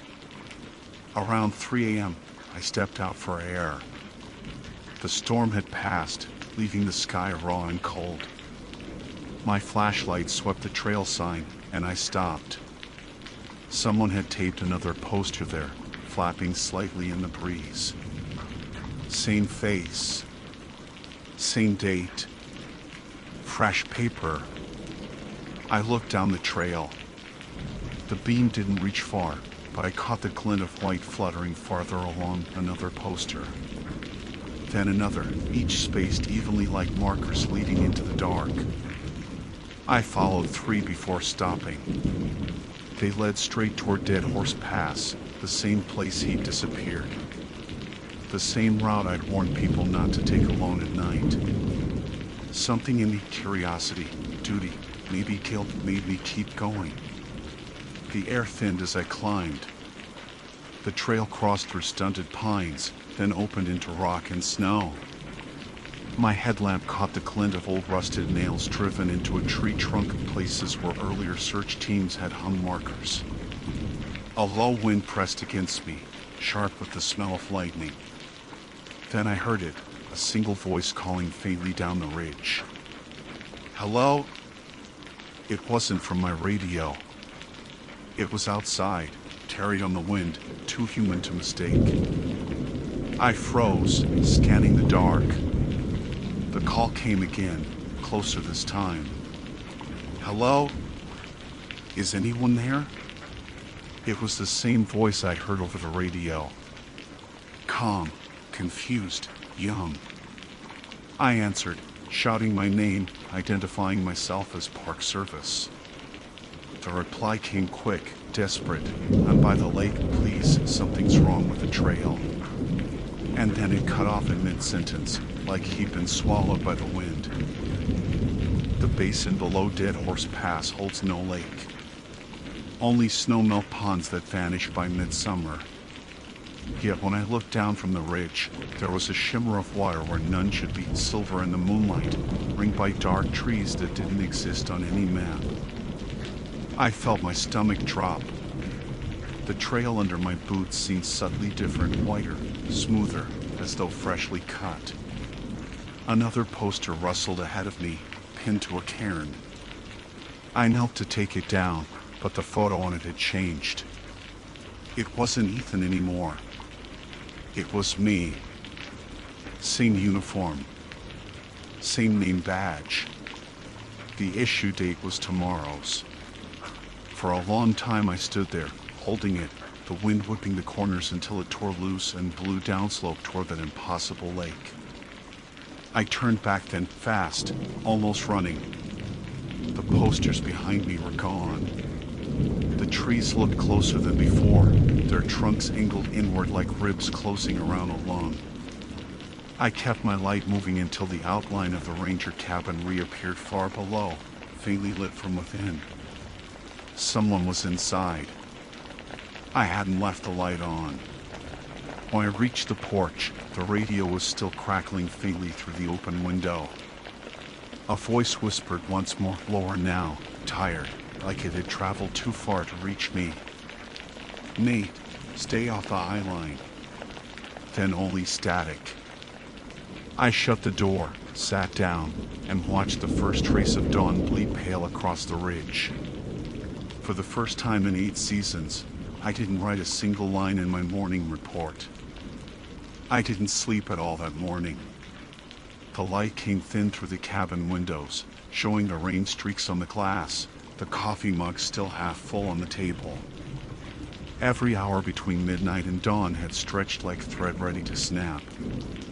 When the first sun hit the ridge, I told myself I'd imagined it all, the posters, the voice, the reflection in the window.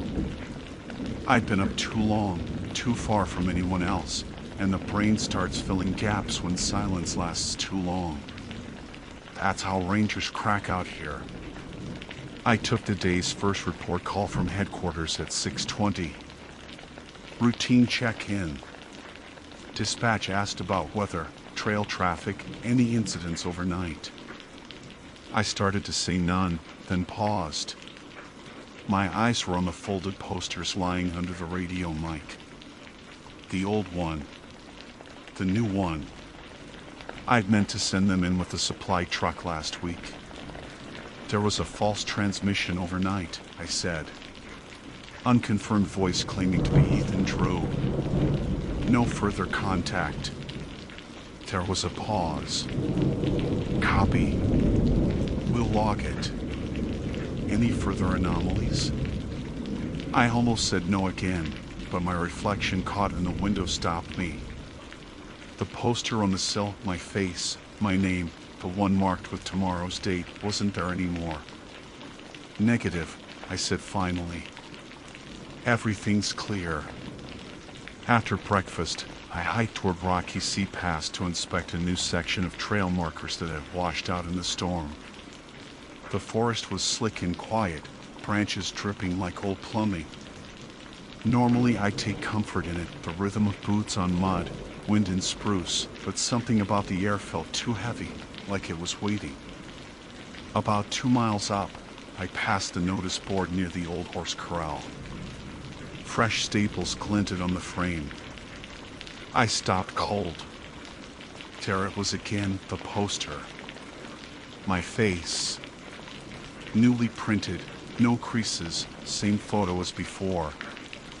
Issue date, August 15th, 2024. That was today.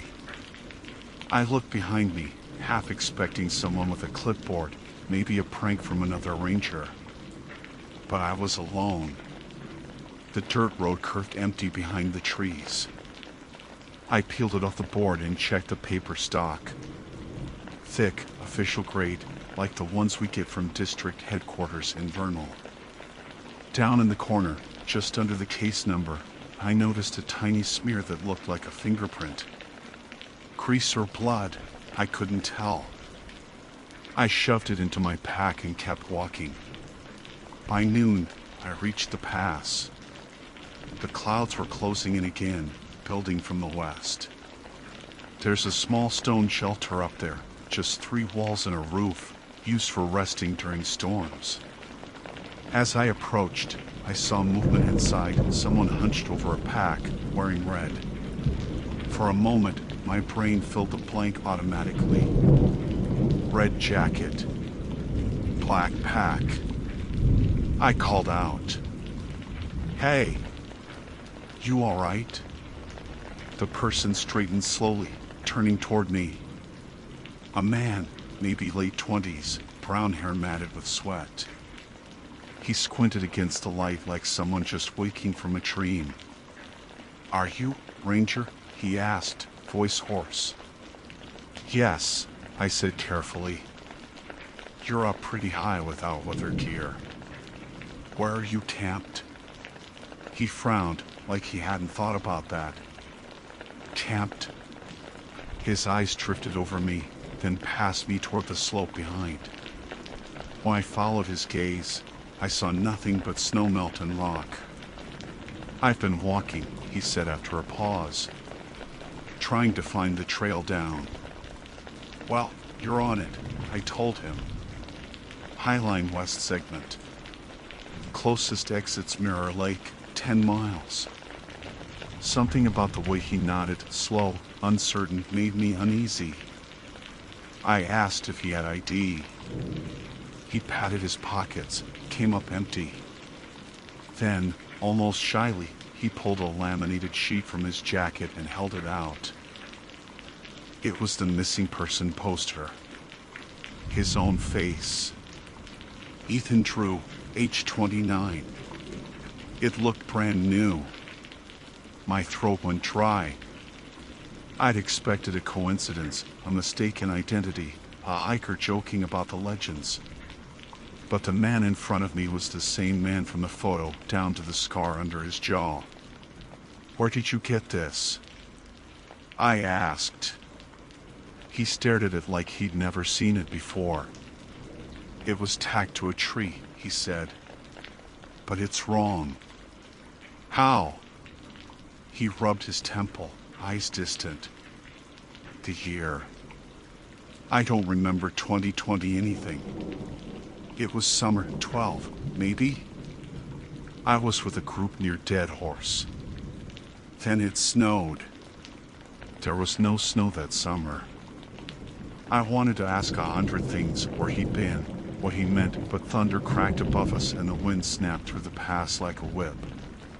He flinched, stepping closer to the wall. "I shouldn't be here," he said quietly.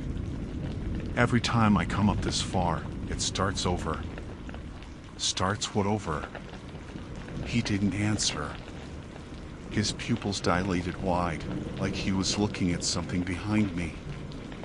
I turned, but there was only the white wall of cloud rolling down the ridge. When I looked back, he was gone. Not walking away, gone.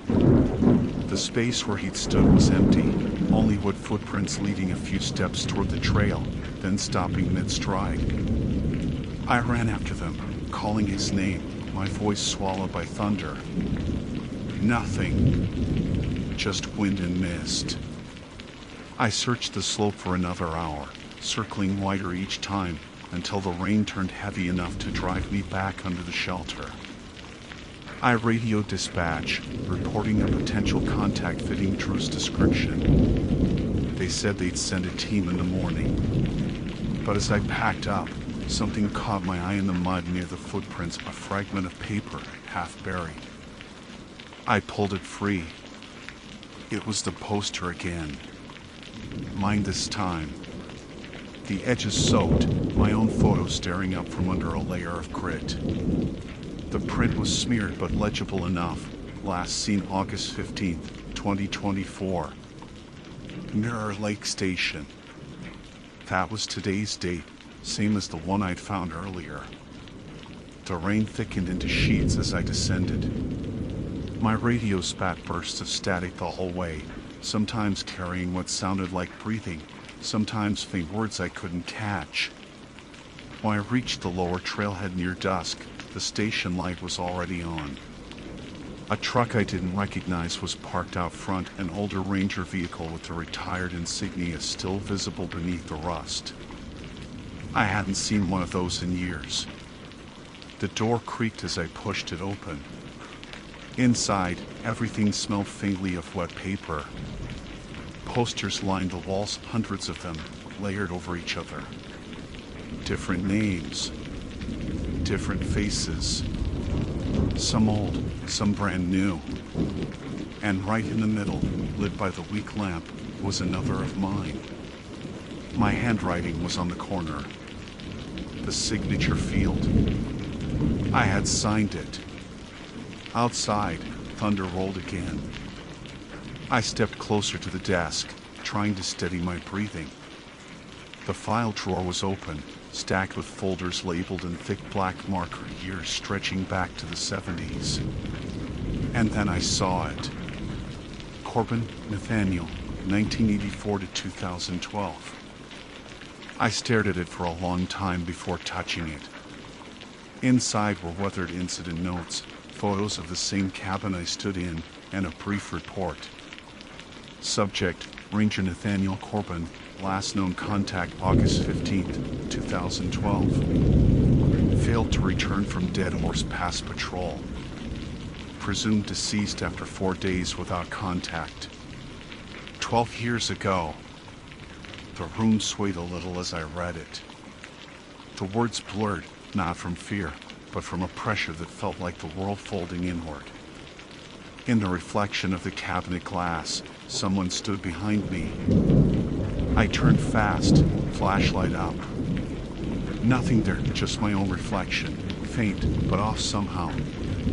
The man in the glass was older, face lined deeper, eyes hollow. The patch on his sleeve was the old logo, same as the truck outside. Then he moved when I didn't. I dropped the light. Papers fluttered as the reflection leaned closer until his face filled the glass, lips moving without sound. When the radio hissed again, his voice came through, almost gentle. You weren't supposed to find it. I stumbled back. The reflection stayed where it was, frozen mid-breath. Then the glass fogged from the inside, like someone exhaled against it. The power flickered, then went out completely. The last sound before the dark settled was the soft rustle of paper, posters peeling loose from the walls, one by one. I lit my flashlight again. The cabin was empty. The walls bare. Not a single poster remained, except one on the desk, facing me. Mine. The issue date had changed again. Now it read August 16th, 2024. Tomorrow. By the time I noticed the clock blinking 12:03, the rain had stopped. A full silence pressed on the cabin, so deep it felt hollow. I should have radioed it in, called headquarters, done something official. But after reading my own name in that old file, Corbin, Nathaniel, 1984 to 2012, every instinct told me the radio wouldn't reach anyone real. I sat on the edge of the cot, flashlight rolling a faint beam across the floorboards. The new poster lay on the desk where I'd left it. August 16th, 2024. The ink wasn't dry yet. I could still smell the toner. I picked it up, holding it under the light. Everything looked too crisp, too deliberate. My own photo, clean uniform, the text last seen, Mirror Lake Station. Whoever or whatever had printed it knew exactly where I was sitting. The radio crackled once, sharp enough to make me flinch. Static, then a voice buried deep in the interference. Mirror Lake, copy. I hesitated before answering. This is Ranger Corbin, Mirror Lake Station. Who's calling? Static again.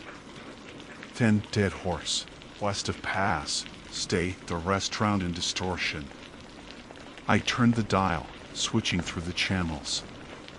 On one of them, faint music drifted through, something like a campfire tune, old and warped by distance. It faded the moment I stood. I decided to leave the cabin before the storm rebuilt. The air outside felt wrong, too still, too warm. Even the insects were silent. The ground glistened like something had washed over it, not water but a faint layer of frost that shouldn't have been there in August.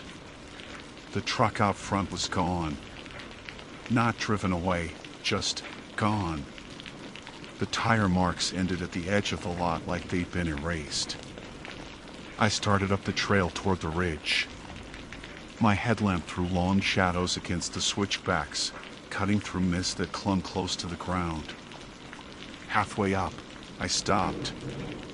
Footprints bare, small, crossed the mud in front of me, leading off trail toward the creek. I followed. The creek itself was running high, full of meltwater that glittered with ice. Along the bank, I saw something half buried in a plastic sleeve. I pulled it free. Inside was another poster. Ethan Drew. Missing since August 15th, 2012. But the photo was different now. He was standing beside me in it. My arm around his shoulder. Both of us smiling. I dropped it fast. The paper hit the water and floated downstream, the ink bleeding until our faces merged into one gray smear. Behind me, something shifted in the dark, branches breaking softly. Ethan? I said before I could stop myself. The sound stopped. Then, from the slope above, a figure stepped into the narrow beam of my light. It was him. Or close enough. Same red jacket, but the color had leached to rust. His skin was pale, eyes reflecting the light like an animal's. I told you, he said. It starts over. His voice was flat, almost rehearsed. I took a step closer. Where did you go? After the shelter? He didn't blink. I never left. A gust tore through the trees, rattling the dead branches. My radio crackled again, faint laughter threading through the static. Ethan looked toward the sound, then back at me. They'll print you next, he said. And before I could speak, he turned and walked straight into the creek. The water didn't ripple around him, it folded over like glass. He was gone before I reached the bank. I stood there until the beam of my light dimmed to a dull pulse. Then, far down the trail behind me, a cabin light flicked on. Not mine. Another, smaller, somewhere it shouldn't be, at the edge of the tree line beyond Dead Horse Pass. The High Line doesn't have any other outposts that high. Not anymore. Still, I went. The path bent along a narrow ridge where the air grew sharp enough to sting the throat. The moon came up briefly, enough to show the silhouettes of cairns along the way. Someone had stacked them recently, flat stones still damp, small scraps of paper wedged between them. I pulled one free. Another missing person poster. Different names this time. Same template. Same date. The next cairn held another. And another after that. Everyone had a different face. By the fifth, I recognized them all.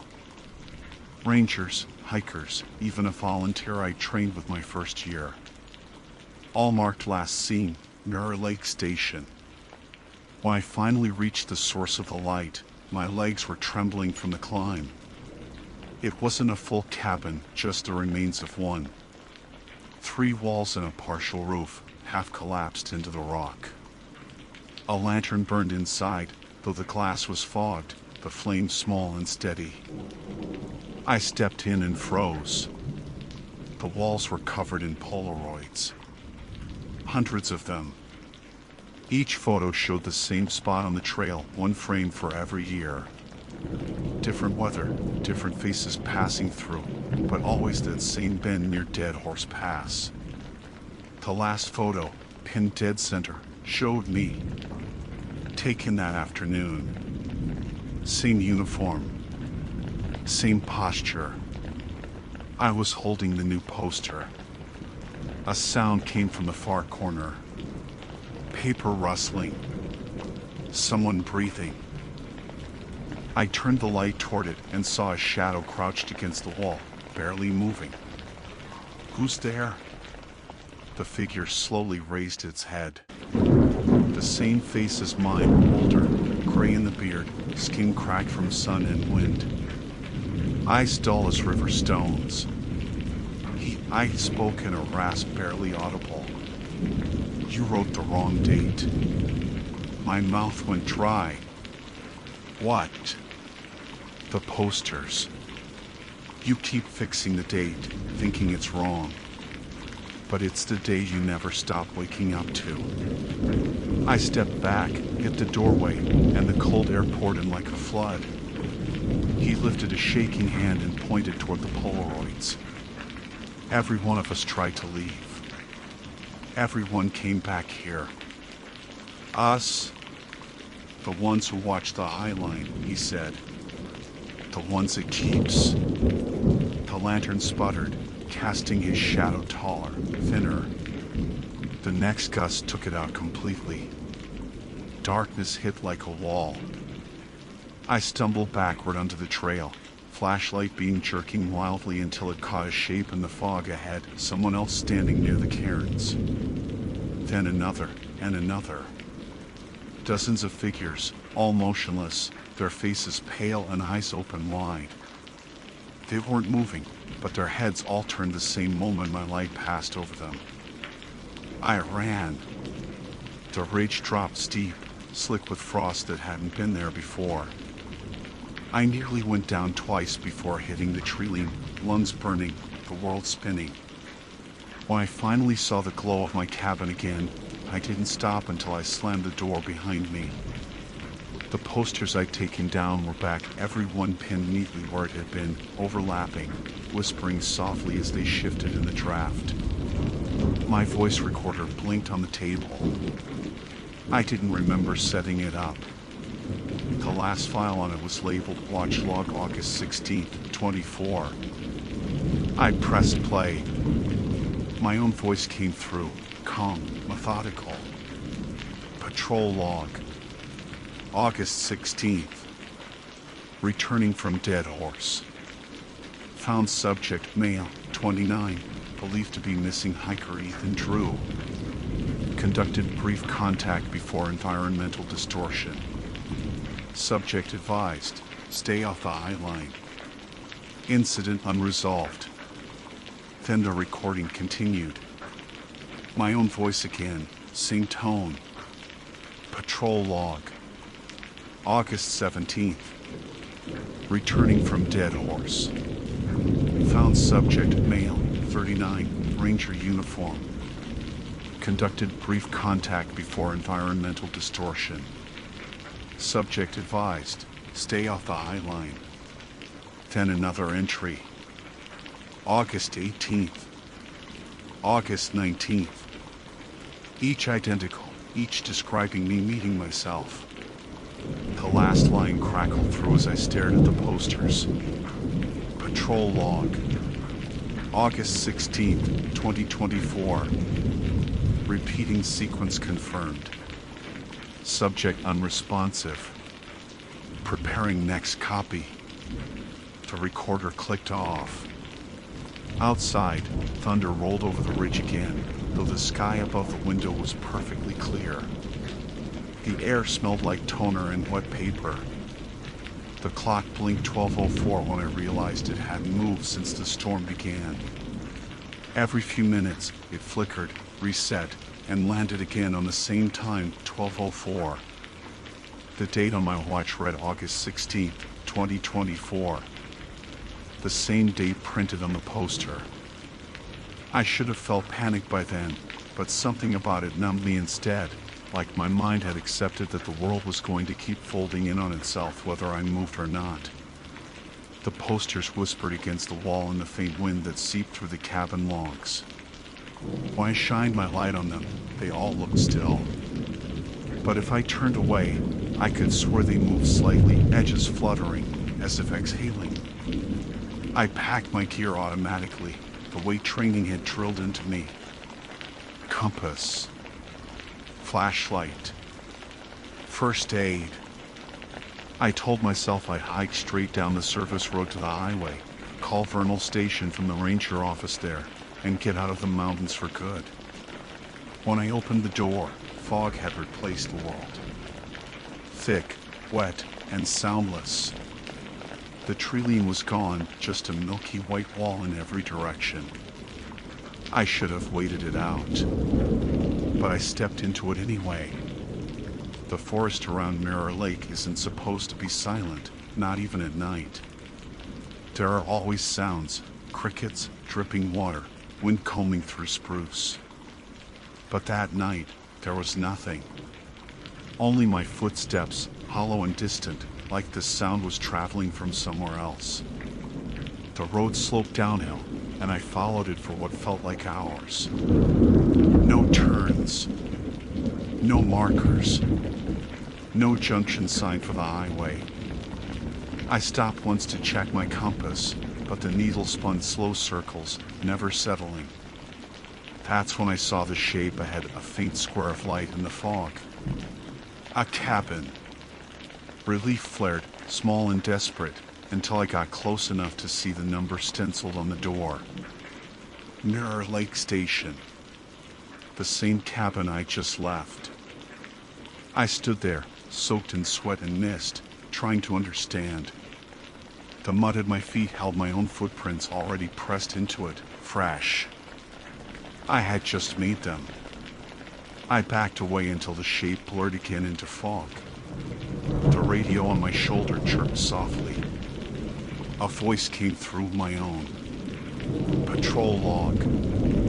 August 16th, 2024. Returning from Dead Horse. Preparing next copy. Then silence. I switched the radio off.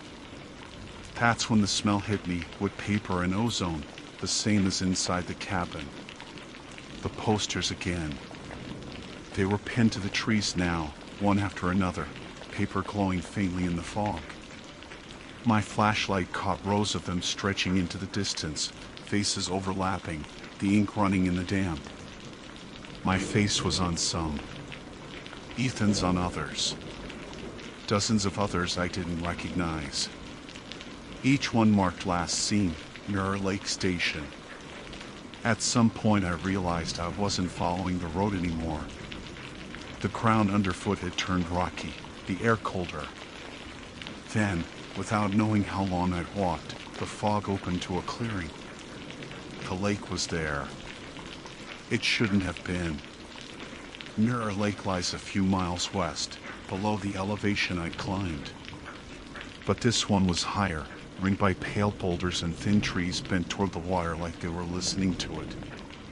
The surface was so still it looked solid. The moon was caught perfectly in it, motionless. Near the shore, something floated, a shape, white and round. I waded closer, my boots sinking into the silt. It was a laminated sheet, the corner snagged on a reed. I pulled it out. My poster again. But this time, the photo wasn't of me standing by the trail sign. It was me kneeling at the edge of this lake, pulling the same poster from the water. The description below it had changed. Recovered August 16th, 2024. Deceased subject located near unmarked alpine pond. Cause of death, exposure. I stared at it until the words blurred. Then I dropped it back into the water, watching the ink spread outward like blood. A sound behind me, a splash, soft but close. I turned fast. The surface of the lake rippled once, then stilled. Beneath it, I thought I saw a face, mine tilting upward through the reflection, eyes open, mouth slightly parted as if speaking underwater. I stumbled back onto the rocks. The reflection stayed. My own face staring up, motionless, the real one above trembling. Then, from across the water, a voice rose, clear through the fog. You wrote the wrong date. Ethan stood on the opposite bank. His red jacket looked darker now, soaked or faded. Behind him, more figures gathered at the tree-lean vague shapes, some in ranger uniforms, others in hiking gear, all watching silently. Ethan, I called. My voice barely carried. What is this place? He didn't answer at first. Then he said, it's where the trail ends. And begins. He pointed behind me. You'll see. I turned slowly. The posters were gone. The trees were bare. But the path behind me wasn't the same one I'd taken down. It rose steeply toward the ridge, leading back toward Dead Horse Pass. When I looked again across the lake, Ethan and the others were gone. Only the reflection of the moon remained, still and impossibly bright. I climbed. The higher I went, the more familiar everything became. The cairns, the twisted pines, the stones that glowed faintly as if lit from within. It felt like walking through a photograph of my own memories, everything slightly wrong, slightly older. At the top, the pass opened into the same narrow saddle where I'd met Ethan the first time. The shelter was there again, intact this time. A light burned inside. I stepped through the doorway. The air smelled of rain and printer ink. On the desk lay a stack of freshly printed sheets. The first one bore my name. The one beneath it bore another, Ethan Drew. The next, Lydia Carver. The next, Victor Hale. Names I recognized from search bulletins over the years.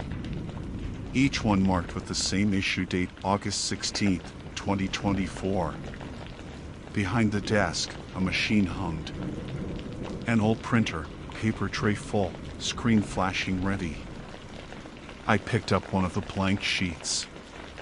The top margin already had my station number printed in faint gray. As I watched, letters began appearing on their own, line by line. Subject, Ranger Nathaniel Corbin. Last seen, Mirror Lake Station. Issued by Highline Watch Program. Then the printer whirred again. Another page slid out. This one had Ethan's photo. Then another, a new name. The machine didn't stop. Somewhere outside, thunder cracked deep and close, echoing off the ridge. The papers fluttered in the draft like startled birds. I pulled the plug from the wall. The sound stopped. For a long time I stood there, breathing hard, waiting for the noise to fade from my head. Then, slowly, the printer light flicked back on. The cord still hung loose. It began printing again. The paper that came out was warm. I turned it over and found a photo of me, standing right there, holding the same page. I dropped it. The lights dimmed. Then the radio came alive on the desk, automatic. My own voice, older now, tired, filtered through. Patrol log. August 16th, 2024. Highline remains clear. Preparing next watch. My flashlight dimmed to nothing. When it came back, the shelter was empty. No printer. No papers. Only a clean desk and a single radio, its display reading 12:04 a.m. The fog outside had lifted. Down the slope, I could see the valley floor, the real Mirror Lake glinting under moonlight. A truck's headlights were winding up the switchback's rescue, Navy, or morning patrol. I started down to meet them. But halfway, I noticed something pale on the ground near a cairn. Another poster. My face again.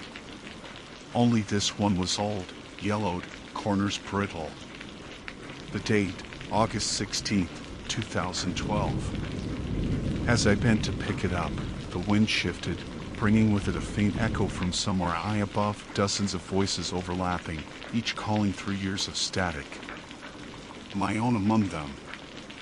The posters around the cairns fluttered once more, hundreds of them catching the wind, breaking free, rising like birds into the night. I stood there and watched them disappear into the dark sky, until only one remained in my hand, the ink already fading under the moon. Patrol Ranger Nathaniel Corbin, Highline Watch. Status, active. The paper went blank as I read it. And for the first time, I understood what watch meant.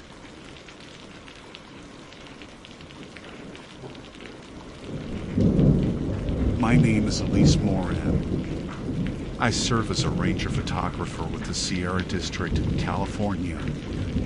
My main duty is documentation, photographic records of environmental changes, field evidence for search operations, and visual archives for the Park Service. I'm not technically search and rescue, but I'm often sent along when they need visual reference during or after a mission. That's how I ended up at Granite Divide that morning, July 14th of last year. The divide is an exposed ridge system that marks the seam between two glacial valleys.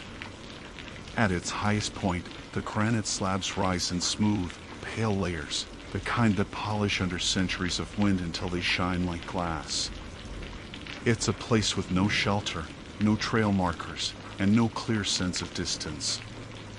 Even with GPS, people lose track of where the ridgeline ends and where the next basin begins. By 9:20 that morning, a pilot in the first search plane, callsign Sierra 5, reported possible movement on the east shelf near the divide center span. They'd been looking for a missing hiker, male, early 40s, last seen 3 days earlier leaving the trailhead near Coldwater Lake. The pilot swore he saw someone walking along the rock face. He'd even marked coordinates before banking around.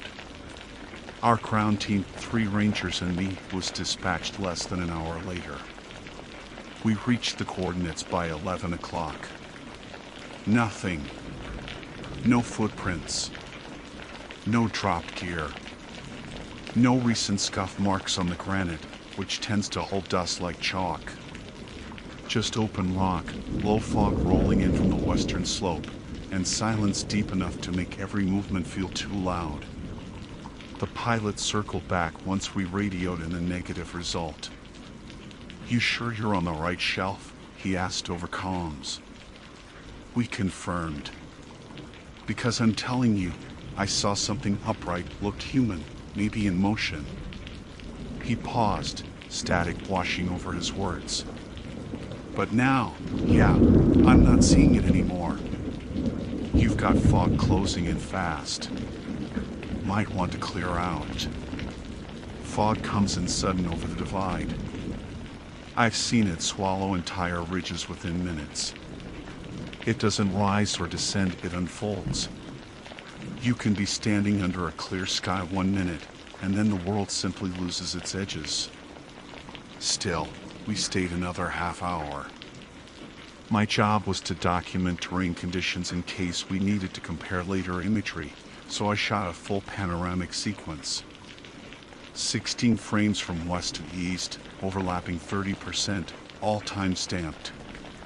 Through my viewfinder, The fog wasn't yet thick, just thin veils threading through the granite channels. But when I reached the midpoint of my sweep, something caught in the lens. A shape, faint, tall enough to break the horizon line. At first, I thought it was one of our rangers, Tomas, who'd moved upslope to check a drainage. But when I lowered the camera, the ridge was empty. I looked back through the viewfinder, gone. I didn't say anything right then. You learn not to trust quick glimpses up there. Fog and light bend things. Distance folds strangely across granite when shadows flatten. By noon, visibility dropped to 50 feet. Command ordered us to pull back to the saddle before it got worse. We marked our position, turned around, and started down. That's when we heard the call. A single shout. Male voice. Somewhere ahead, too close for radio, too faint for location. We froze. Everyone heard it. Tomas called out, "Search and rescue. If you can hear us, call back." No answer. Just the wind flattening over stone. Then, seconds later, the same voice, same tone, same wordless syllable again. Closer, but still without echo, as if the sound had no space to travel. The four of us turned slowly in a circle, scanning the mist. My camera on in my chest. I switched it on out of instinct and started recording video. You can hear the audio later, our boots scraping, the faint rush of wind, and that single, drawn-out voice repeating at intervals. Each time, it seemed to shift direction slightly, like it was being thrown from one invisible wall to another. We advanced about 20 yards uphill toward the sound. Every few seconds, we'd stop, listen, call back. The voice didn't change distance, it just moved. And then, abruptly, it stopped. The fog folded thicker. Within seconds, I could barely see the ranger ahead of me. We formed a line, keeping within arm's reach. When the wind broke for a second, I smelled something faint, ozone, sharp, almost metallic. That smell stayed with me longer than I'd like to admit. By 12:40, Command confirmed the aircraft had returned to base due to visibility. They instructed us to hold position until the fog cleared or make a slow retreat to camp. We voted for retreat. The radio cut in and out, but the GPS track still pinged steady. Except, about 10 minutes later, the unit glitched.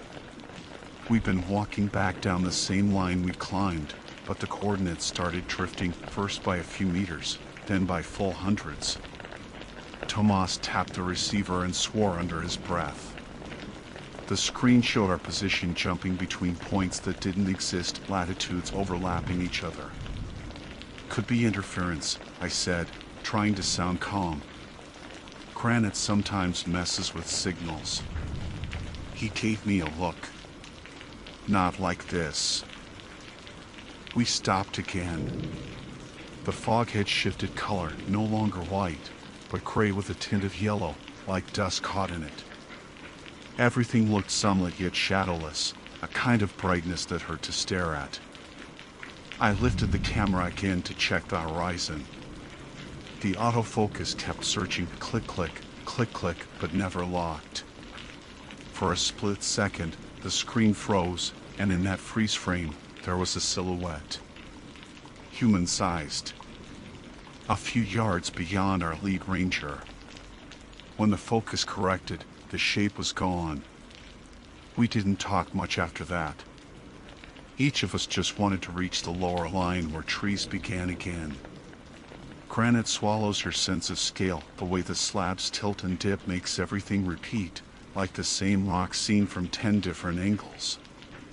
By the time we reached the tree line, my camera battery had died, though it should have lasted hours more. Tomas checked the GPS again.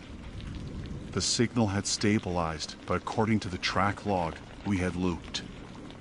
The path we took downhill traced a wide arc and returned almost exactly to the same coordinates where the first shower was heard. That's when I finally said what had been in my head since the fog rolled in. Maybe the pilot saw us. Tomas frowned. What? When he said he saw movement near the divide. Maybe it was our reflection, or refraction, fog mirror effect. He saw what we were about to do. He shook his head slowly. We weren't even there yet, Elise. He was right. The pilot's sighting was an hour before our arrival. That night, back at base, I reviewed my footage. The video from noon, the section where we heard the voice, recorded fine until about the 30-second mark. Then, a brief distortion, static, visual tearing. For 2 frames, a faint figure appears behind our line. Not quite human shape, more like an upright column of motion blurred across the granite. I brought it to command the next morning. They logged it, labeled it as optical anomaly due to fog reflection, and moved on. Standard report language. But what stayed with me wasn't the footage. It was the audio. On loop, the voice sounded less like someone shouting for help and more like repetition. The same single vowel, stretched and looped, identical pitch each time. And faintly, underneath it, barely audible, a second layer. My own voice, calling back. That night, fog rolled over the base. When I woke near dawn, my tent walls glowed gray, and outside I heard boots scraping over gravel, moving toward the ridge. I thought it was Tomas leaving early for the next sweep, but when I stepped out, the fog was too thick to see. Only footprints in the dust, 4 sets, walking uphill into nothing. We hadn't left camp yet. That was the morning granite divide began to feel wrong. We broke camp at 7:10. The fog hadn't lifted overnight, it only thinned into bands, low enough to make the ridges look like islands. I didn't mention the footprints outside my tent. Everyone assumed the wind had done it. But the thing is, the ground wasn't wind-marked. Each print had full definition, heel to toe, set evenly like they'd been pressed moments before dawn.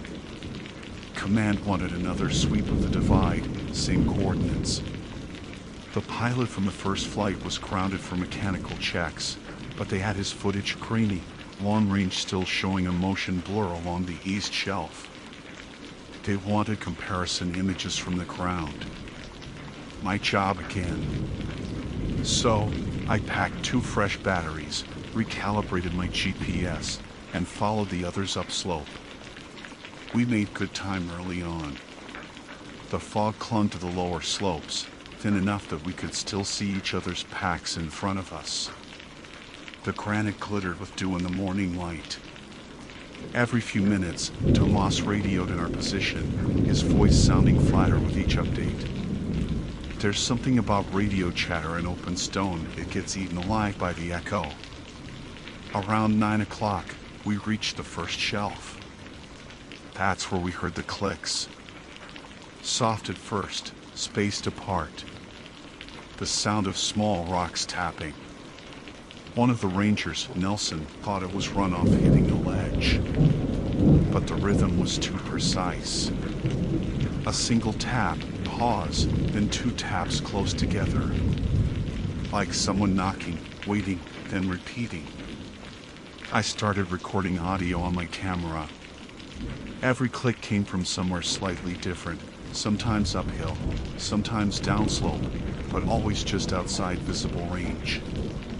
By 9:20, fog began thickening again. It rolled inward like slow smoke. Nelson muttered something about barometric pressure dropping too fast.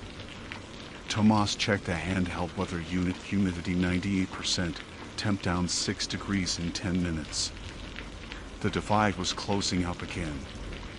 We stopped at the same coordinates as yesterday's sighting. I lined up my shots, marking direction by compass north, northeast, east. The fog made the light diffuse, almost colorless. When I took the third frame, something flickered at the edge of the viewfinder. At first I thought it was dust. Then it moved. A ripple of light, human-sized, drifting laterally across the rock like heat haze. My hands froze on the shutter. Through the lens, the distortion pulsed once, then was gone. I didn't say a word. Tomas came over, squinting through the fog. "You see something?" "Maybe light refraction," I said, lowering the camera. "Same as yesterday." He stared at me a second longer than necessary. "Don't start seeing patterns, Moran. We've got enough ghosts up here already." We pressed on eastward, maybe another quarter mile. The terrain sloped gently, no cover, no cairns. Somewhere behind us, the clicking started again. Louder this time. That was when Nelson turned and whispered, "Stop." He was pointing toward a rock ledge about 30 yards ahead. The fog parted just enough for us to see it, a man's shape, motionless, half turned toward us. He was standing on bare granite, no shadow, no gear, no color. Just outline. "Hey!"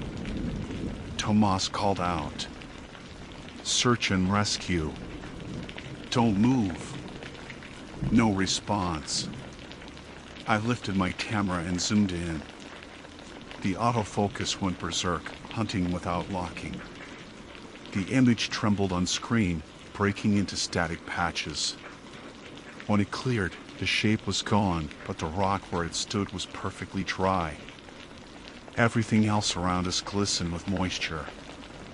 Nelson whispered, "We need to mark that." We approached carefully.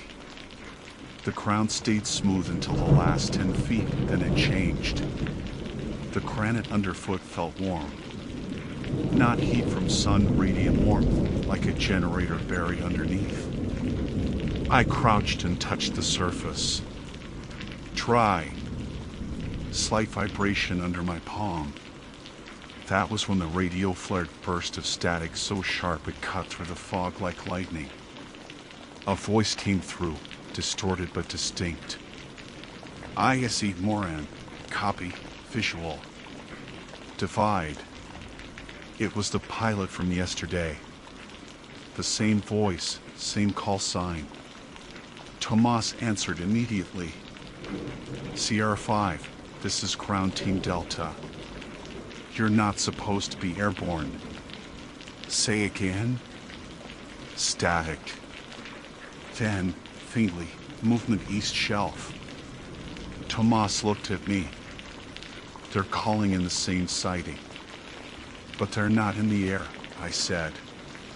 He raised the radio again.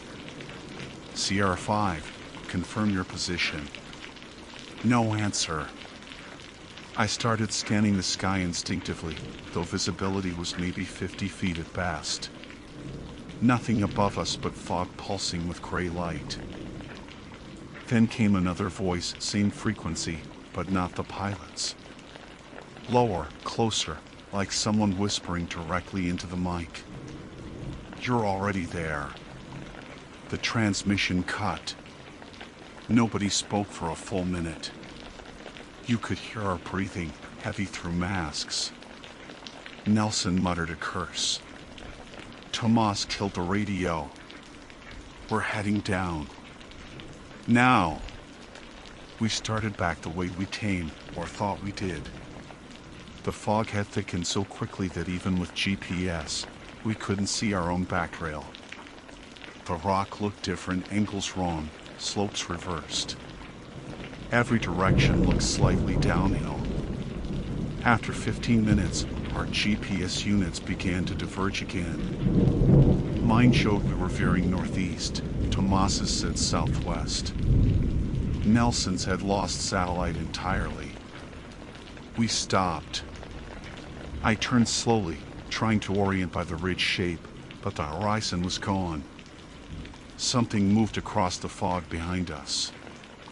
At first, I thought it was one of the rangers adjusting position, but then I realized everyone was still.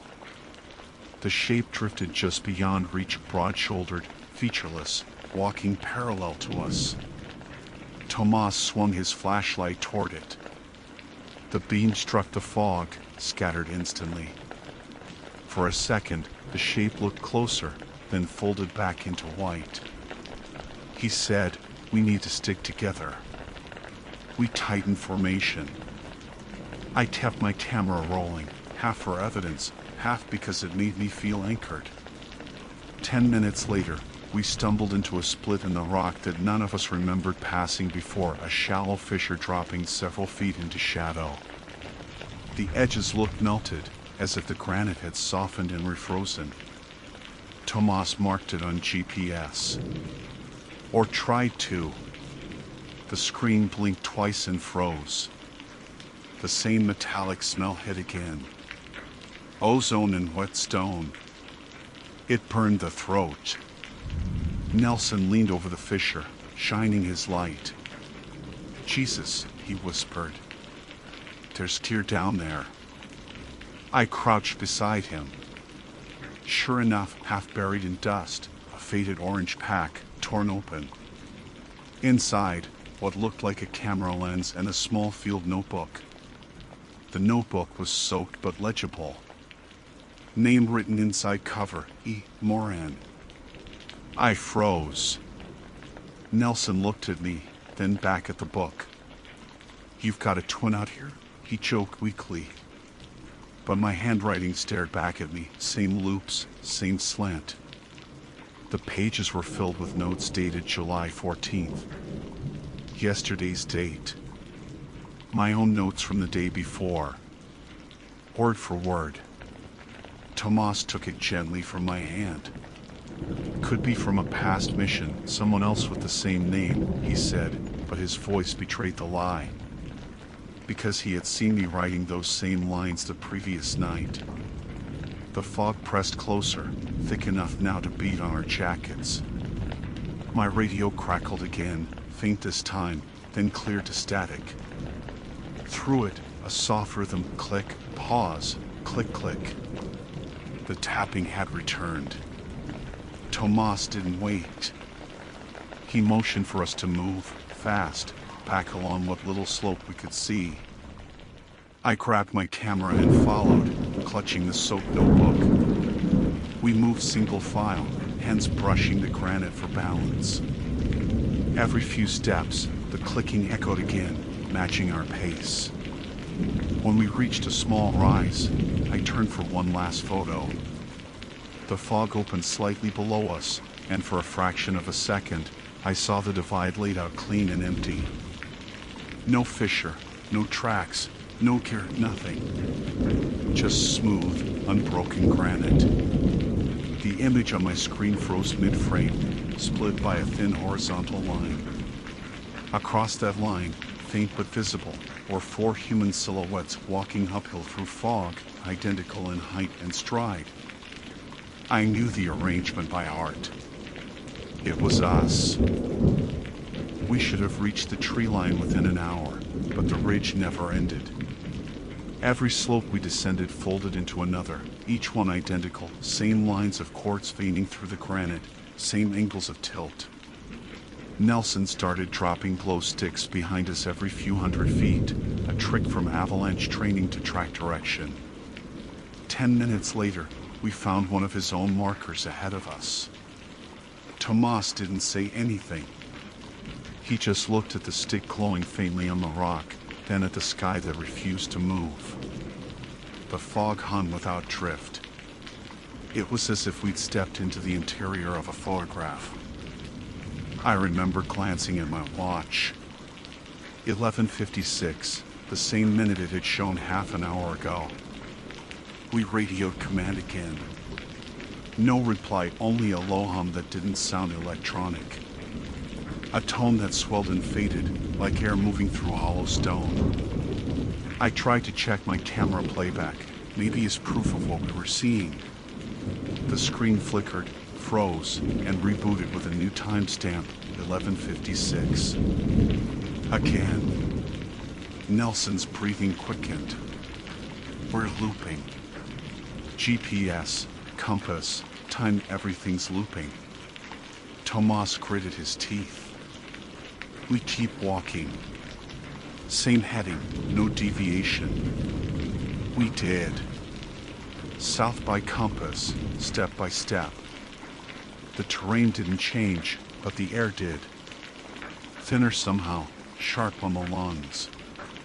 My hands felt colder, though the sun should have been overhead. When we paused, there was no wind. Just the rhythm of our own breathing, and beneath that, faint echoes that didn't belong to us. Footsteps. Slow, uneven, offset from our own. I turned, camera raised. Nothing behind us but fog. Then, softly, a whisper, not words, just breath forming the shape of them. My name, I thought. Elise. Tomas heard it too. I saw the muscle in his jaw tighten. He motioned for silence. The sound came again, now ahead of us, a perfect imitation of my own voice. We froze. Nelson whispered, "That's not funny." No one had said a word. Tomas lifted the radio, pressed transmit. Unknown party near East Shelf. Identify yourself. Static. Then, layered through it, another voice. Faint but clear. You're already here. Same phrase as before. The fog thickened again, swallowing half the ridge. I kept the camera up, snapping frames blindly. Every photo looked identical, gray field, blurred edge, gray again. Until one image showed a figure near our line. Out of focus, half seen, as if emerging mid-step. I lowered the camera. Nothing. Nelson broke first. We're not supposed to be here, man. This isn't weather. We're in the wrong place. Tomas grabbed his shoulder. Keep it together. We stay calm. I wasn't calm. The notebook in my pocket, the one we'd found in the fissure, was damp again, though I tried it hours earlier. I opened it without thinking. The pages had changed. New entries filled the back, written in the same hand. My own. 11:56 a.m. visibility holding. 3 subjects remain. 11:56 a.m. movement confirmed. 11:56 a.m. repeat loop. The ink was still wet. I dropped the book. Tomas bent down to pick it up, but froze mid-motion. He was staring at the rock under his hand. "Elise," he said quietly, "you might want to see this." Carved into the granite, faint, shallow grooves forming letters. The same phrase again. "You're already here." He brushed his glove across it. The stone felt warm. Nelson started backing away, muttering to himself. "Nope. No, no, no. We're leaving. I don't care what direction." He turned and walked straight into the fog. Tomas called after him. "Nelson. Stop, stay in sight." But his shape was already gone. We ran after him, stumbling over the rock's slick surface. Visibility dropped to maybe 20 feet. Then silence. When it cleared slightly, there was no trace of Nelson. No footprints. The granite around us was smooth, polished, almost reflective. Tomas stood there, breathing hard. "We hold position," he said finally, voice low. "We wait this out." We sat on the ridge, backs to each other, radio silent. Minutes passed or hours. The watch still read 11:56. The air had gone still enough that I could hear the faint hum again, the same one from the radio static.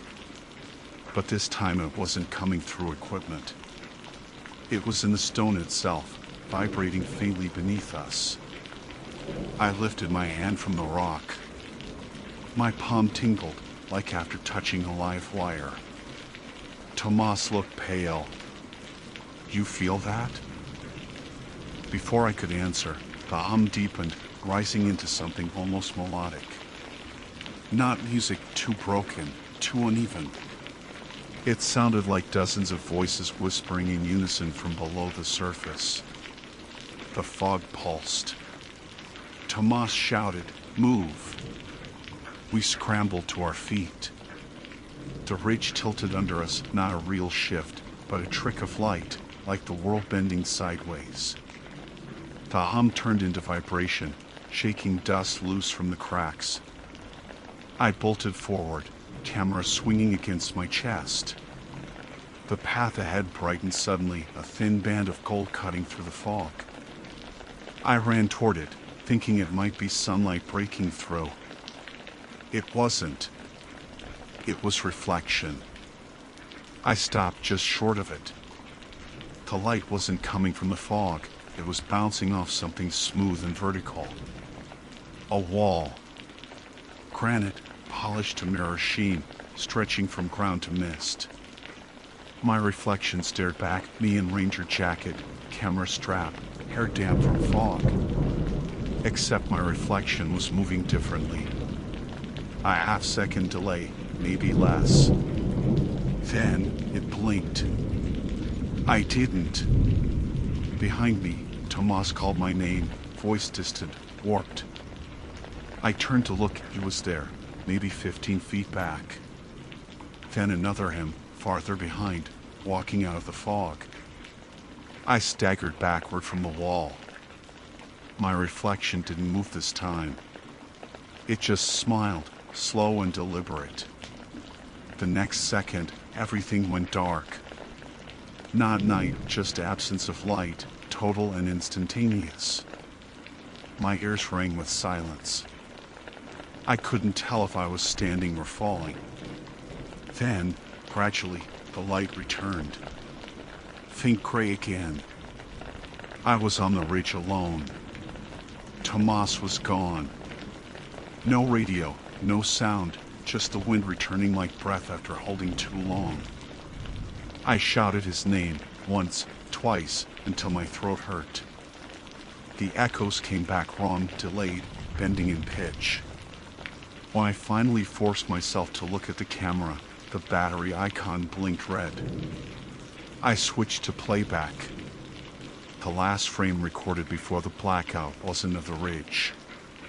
It was the mirror wall again, but this time my reflection wasn't mine. It was the four of us, Tomas, Nelson, me, and someone else. Taller, blurred, standing behind.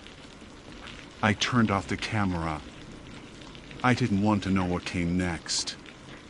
The fog thinned suddenly, wind cutting across the divide like a blade. I saw the slope below, the line of trees real, dark green against granite. I ran. Didn't care what direction, just down.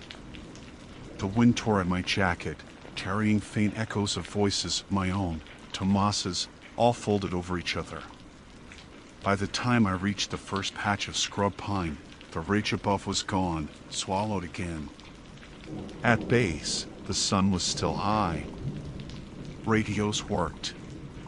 Clocks read 1340. They said we'd been gone less than 3 hours. Search crews went up the next morning. They found nothing, no footprints, no gear, no signs of Tomas or Nelson. Just one glow stick, faintly lit, lying beside a smooth section of rock. Carved into it 3 words, fresh grooves in the stone, "You're already here." I didn't go back up. When I made it back to base, the light looked wrong. Not dim, just colorless. Everything washed flat, the tents, the ridgeline, the sky like unlit stone. A medic met me halfway down the access slope. He said I looked fine, mild exposure, no injury. I let him check me anyway. My hands were shaking so hard I couldn't hold the cup of water they gave me. They asked where Tomas and Nelson were. I told them they were behind me. That was true when I started down. They never came out of the fog. By the time Command logged my report, the search was already forming. 2 teams, full radio coverage, thermal gear, markers every 100 yards. They said they'd sweep until dark. I volunteered to go, but the chief told me no, that I was done for the day. My vitals were off, and my camera had to be processed as evidence. I remember sitting on the cot in the debrief tent, staring at the screen as they pulled up my footage. Frame by frame, the tech scrubbed through. The feed was clean until the timestamp 11:56. Then the static, the flicker, the wall. They paused there. That reflection, the tech said quietly, "You sure that's not your team?" "It is," I said. "It's just not from that angle." He frowned. "What do you mean?" I didn't answer. Because how do you explain that you watched your own reflection smile at you before the world blinked out? They logged the data, wrote it off as optical feedback from mist and light interference. But they couldn't explain the audio, the faint echoing loop, my voice layered under itself. When they slowed it down, it wasn't just one track. It was 3, each slightly out of sync, repeating the same word. Elise. I stopped the playback myself. By 1800 hours, the fog had cleared from the divide.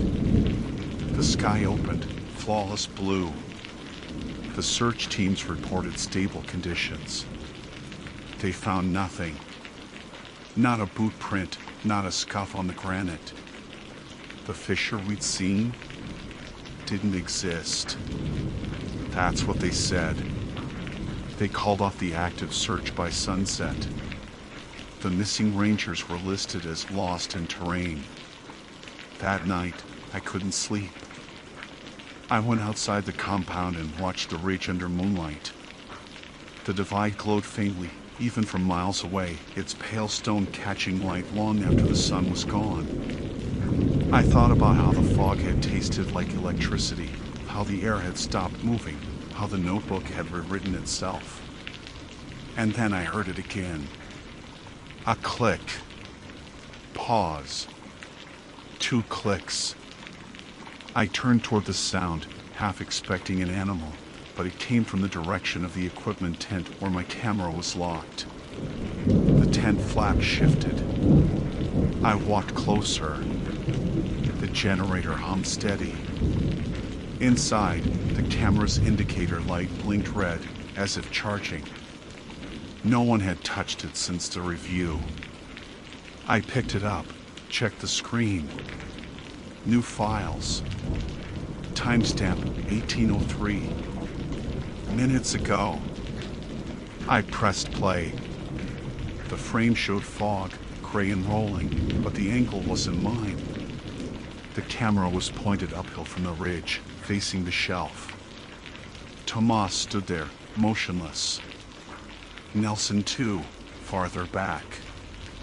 Both looking toward the lens. In the background, something tall moved past them, blurred but upright, and for an instant, the fog shaped a face that wasn't human. The clip ended. I dropped the camera. When I brought it to command, they said the timestamp was wrong. They said the footage was from earlier in the day, glitched from when the system froze. But I had seen the fog outside shift in time with the frames. At 1912, the lights flickered across camp. Radios dropped to static. One of the search techs shouted from outside something about return pings. They were giving GPS signals from Tomas's tracker. Coordinates, Granite Divide. The same spot we'd first logged. The chief ordered everyone grounded until morning. I begged to go with the team at first light. He agreed only if I stayed in visual line the entire time. At dawn, the sky was clear. We started the climb again, 5 of us total. No fog, no distortion, just sun on polished stone. The divide looked smaller than I remembered, ordinary even. When we reached the east shelf, I stopped. The rock was clean. But in the center, faint grooves etched into the surface like something had pressed down with precision. The pattern formed a rectangle about the size of my camera.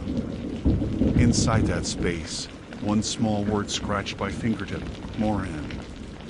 The team leader called me over the radio. We've got the signal source. It's not moving. We found Tomas's GPS unit lying at the base of a granite outcrop. It was warm to the touch. The casing cracked, screen dark. No other trace of him. We logged the coordinates, photographed the area, packed up to leave. Halfway down the slope, one of the rangers, Kim, stopped suddenly. She was looking at the horizon. "You seeing that?" she asked. Through the heat haze, a shape stood near the crest. Upright, motionless. I raised my binoculars. It was me. Same jacket, same stance, camera at my chest. Then it turned and started walking upslope into the fog that wasn't there. Kim swore softly. "Jesus, that looks like..." "I know." She looked at me like she didn't want to ask what she was already thinking. We moved fast after that, barely talking. When we reached base again, the trackers all read normal. The ridge looked quiet. No movement. By afternoon, I packed my gear. They said I could take leave mandatory for observation. The last image I took before heading out was of the divide under direct sun, clean and still. That night, at home, I connected my camera to the laptop. The folder from the trip had doubled in size. Half the files were blank thumbnails, just gray static. The others opened to show the ridge in black and white, but every photo had the same flaw, a faint reflection of figures in the fog, 4 of them. When I looked closer, I realized the 4th figure was holding a camera. And in the glass of the lens, I could see the divide again behind it, stretching forever, the same slab of stone repeating into distance. I turned off the laptop and left it that way. 3 weeks later, Park Dispatch called. A hiker had reported seeing flashlights moving on the ridge at night. When the search plane went up, the pilot reported visual movement again east shelf, near the same coordinates. I asked who they were sending. They said a new team. I told them not to. That the divide gives back nothing but echoes. That everything it shows you is something it already has. The chief paused, then said softly, "We can't ignore reports, please." He was right. But part of me knew whatever they'd see up there, it wouldn't be new. It would just be now, happening again. The divide doesn't hold people. It holds moments. Sometimes I still dream of the fog, the taste of metal, the hum in the stone, the warmth of the granite under my palm. In the dream, I walk uphill through a world with no shadows. And when I reach the top, I see myself turning the camera toward me, whispering into the lens. "You're already here." When I wake, the air in my room feels heavy, like the mountain hasn't finished breathing me out. I check the clock. 11:56.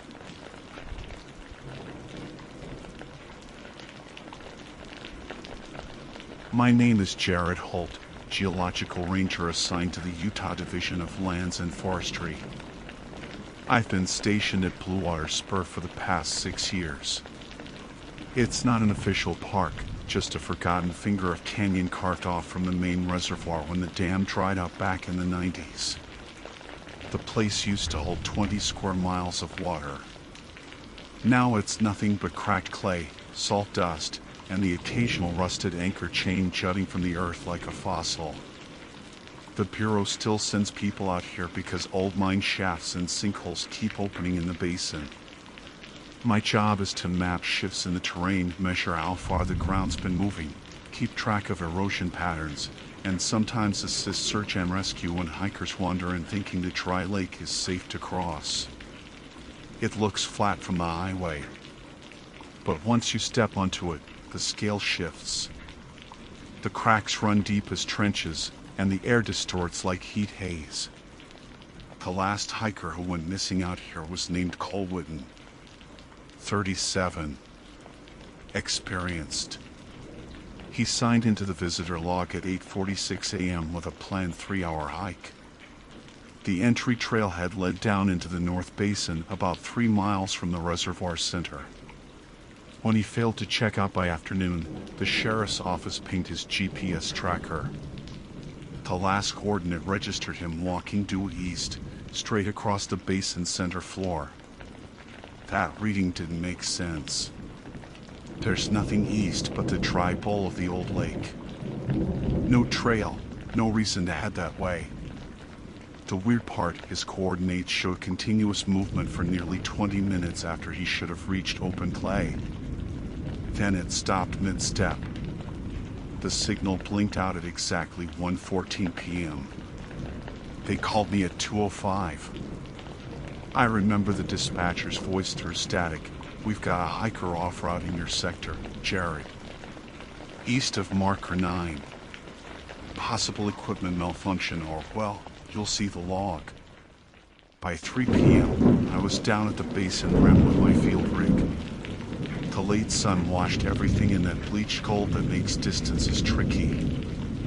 I parked the truck, shouldered my pack, and started toward the last known point. My boots left crisp prints in the salt clay, but the wind erased them almost instantly. The surface was brittle, like stepping over a sheet of eggshells. Half a mile in, I found his first trail markers, small stacked stones, deliberate. Whitten had followed proper protocol, but they stopped abruptly where the basin leveled out. Beyond that, the ground turned smooth, like it had been pressed flat by machinery. No prints, no drag marks, nothing. I checked my handheld GPS. The signal bounced weirdly, no error message, just this lagging pulse that refused to stay centered. The map overlay froze for a second, then shifted 5 feet east by itself. It did that twice before locking in. The display read 37.901 degrees north, 110.193 degrees west, Whitten's last ping. I looked up. The horizon shimmered, empty. I could hear my own pulse louder than the wind. I radioed dispatch. Unit 9 to base. I'm at Whitten's last coordinate. No visual, no trace. GPS interference possible. Advise on drone deployment. The radio hissed back, then silence. I tried again. Still nothing. The ridge signal had never been great, but total loss like that was unusual. I switched to backup frequency, same result. The dead air pressed against my eardrum like underwater pressure. Around 4 p.m., I marked a search perimeter using 4 survey flags. The light began to flatten, and that's when I saw it about 200 feet ahead. A faint depression, circular, maybe 6 feet wide. I walked toward it carefully, tapping the ground with my probe rod. The clay sounded hollow in spots, solid in others. When I reached the edge, I realized it wasn't just a hole, it was a footprint. Not a single step. A whole boot-shaped indentation, sunk perfectly flat as if something heavy had pressed the boot straight down without shifting weight. The depth was too uniform. And the shape, it matched the standard Danner Ridge model, the same type issued at most sporting goods stores. The same kind Witten's wife had described on the missing person form. I photographed it, measured it, logged coordinates. Then I noticed a second impression about 4 feet ahead. Then a third. They continued east, evenly spaced, each pressed into the clay with the same eerie precision. They weren't eroded. No dust had blown into them. It was like they'd been made minutes ago. I followed them. Each step felt like moving deeper into a photographed flat, colorless, silent. The basin stretched endlessly. My altimeter barely shifted. Then, after 30 paces, the footprints just stopped. The last one ended at a slight angle, the toe dipping into an almost invisible fracture line. I crouched. The crack was narrow, maybe half an inch, but it seemed to breathe. Every few seconds, it exhaled this faint whisper of warm air that smelled faintly metallic, like rain on rust. I widened the gap with my probe rod.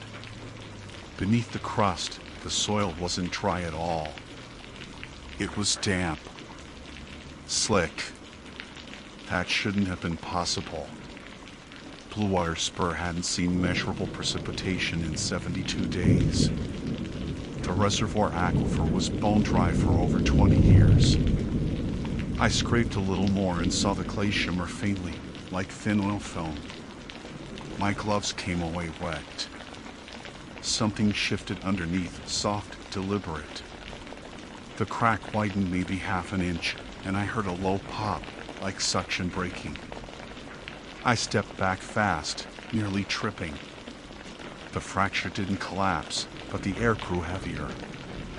That's when my handheld vibrated. The GPS screen had gone black, except for one blinking coordinate. It wasn't mine. It was new 30 feet farther east. Witten's tag number flashed briefly before the screen glitched into unreadable static. I stared across the basin. Nothing moved. But the surface had changed. The flat clay seemed subtly tilted now, the center forming a shallow bowl that hadn't been there before. I couldn't shake the feeling that I was being observed, not from a distance, but from beneath. By 5:15, the sun was already down behind the canyon rim. The light turned copper, then bruised purple. My radio still dead. My phone showed 0 bars. I decided to mark the site for team retrieval at dawn and head back before the path disappeared. I planted 2 survey flags at the perimeter and turned to retrace my route. Except my tracks were gone. Completely. The ground behind me looked untouched, smooth as before. I spun slowly, scanning the flat for any landmark, my truck, the ridge line, even my flag markers, but the haze had thickened.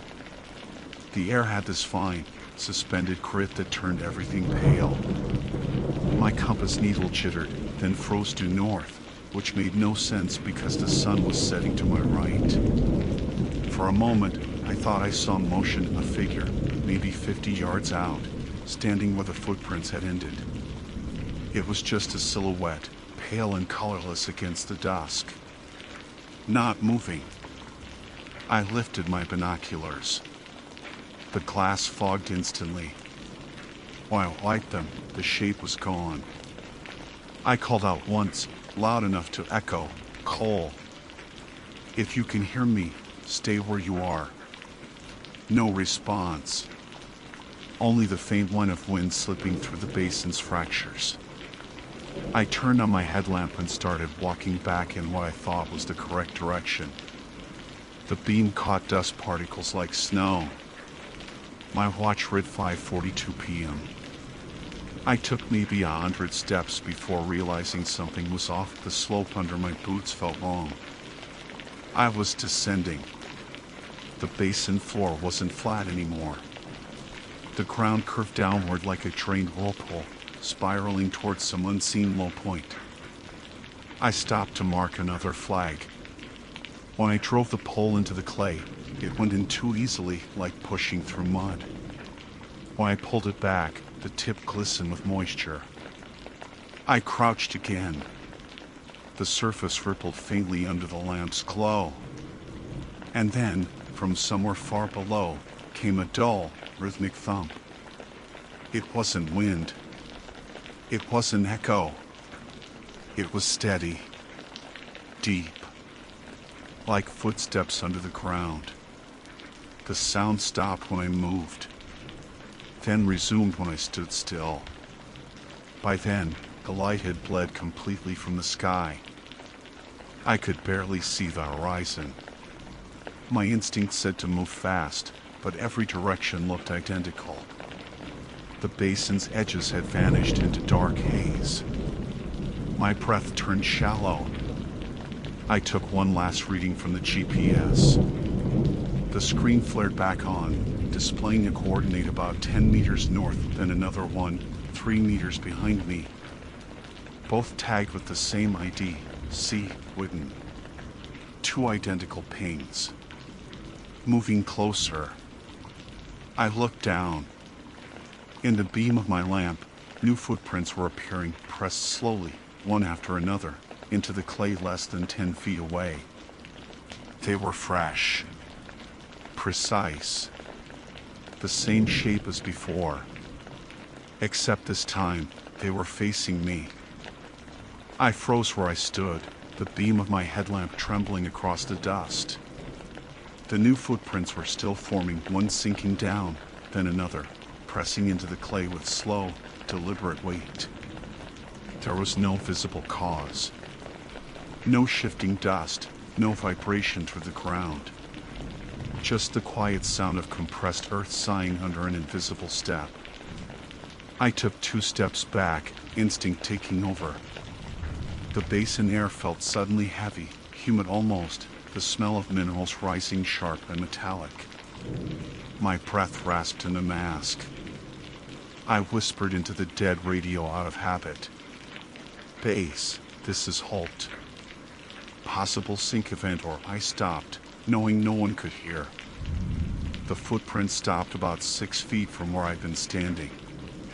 Then, after a long silence, a small fissure opened between them, maybe the width of my hand. Warm air spilled out again, carrying that faint copper tang. I switched my lamp to flood mode and scanned the basin floor. The ground rippled faintly, as if something massive shifted under the crust. That was enough. I turned and started walking fast in what I thought was the direction of the rim. The terrain looked wrong, subtle slopes where none should be, the horizon skewed. My boots made no sound. The clay absorbed everything. I kept checking my compass, but the needle spun each time I lifted the lamp. The GPS flickered in my pocket, pinging new coordinates every few seconds, none matching the last. I'd done fieldwork in canyons, mines, volcanic basins. I dealt with mirages, barometric inversions, magnetic shifts, but nothing explained what was happening. The air temperature had climbed nearly 10 degrees since sunset. My altimeter was descending even though I should have been climbing. At 6:10 p.m., I saw a light ahead, a faint, steady glow low to the ground. For a moment I thought it was my trucks running light through dust, but the position didn't make sense. It was too far south. I angled toward it, hoping for orientation. As I got closer, the glow resolved into a pale shimmer spreading along the ground, maybe 20 feet across. It looked like wood clay reflecting a lamp beam, but the light wasn't from me. It pulsed faintly on its own, slow as breathing. I knelt, touching the edge of the glow. The surface was slick, almost gelatinous. When I pressed my glove to it, the material caved slightly, like the tension of shallow water over film. It was warm. And then I noticed there were shapes beneath it. Not distinct forms, just vague silhouettes in the depth of the material. Elongated, human-sized. Still. I jerked my hand back, heart pounding. The glow dimmed instantly, like it had responded to touch. I stepped backward, scanning for solid ground. But the pattern of cracks around the area didn't match what I crossed before. Each fracture curved inward, forming a spiral. At the center of that spiral, the faintest sound came a low, rhythmic thud, like a distant drumbeat. I stumbled out of the spiral, keeping my light low. My PAX radio cracked with static, then one sharp burst. I stopped dead and lifted it. Jared. The voice was faint but clear. Bass? No reply. Only the hiss. Then, don't move. The signal cut. I waited, pulse hammering in my ears. My instinct said run, but the word echoed in my head, don't move. Against every ounce of sense, I obeyed. I stayed perfectly still, the lamp pointed down. The ground quivered once. Then again. The faint pulsing light returned, now farther to my left, spreading slowly across the basin floor like ink in water. It moved around me, tracing a circle. The soil under my boots softened. I could feel it flexing under my weight, a faint suction holding the soles down.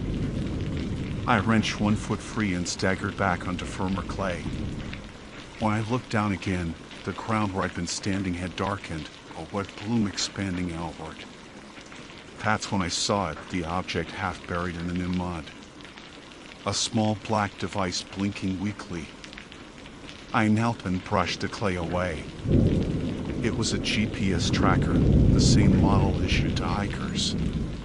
The screen was dead, but the etched initials on the side were clear, CW. I stared at it until the light dimmed completely, as if the device itself was being drained. Something rustled behind me. A dry, dragging sound, like fabric sliding over grit. I swung the lamp around and caught the barest glimpse of movement, a pale outline crouched low to the ground, maybe 20 yards away. The shape was wrong. Too thin, too still. For a long second it stayed motionless, and then it began to rise. Not straight up, more like unfolding. It stood there at the edge of the lamp's reach, featureless but unmistakably human in outline. Then it stepped forward. Each motion was deliberate, synchronized with the faint thudding beneath the clay. I backed away slowly, trying to keep the light steady. Cole? I managed. The figure tilted its head at the name. Or maybe it was just a trick of the dust. It moved again, one slow step, then another. The light caught a detail then, its boots. The same Danner ridge pattern. Every step matched the footprints I'd seen earlier. The radio crackled again, louder this time. Jared, backtrack to your last marker. Don't follow. Whatever you see, don't follow. The voice was distorted, but I recognized it, Dispatch Officer Reynolds. Except she'd signed off duty at 4. The figure stopped when the radio spoke. The head twitched toward the sound, then back to me.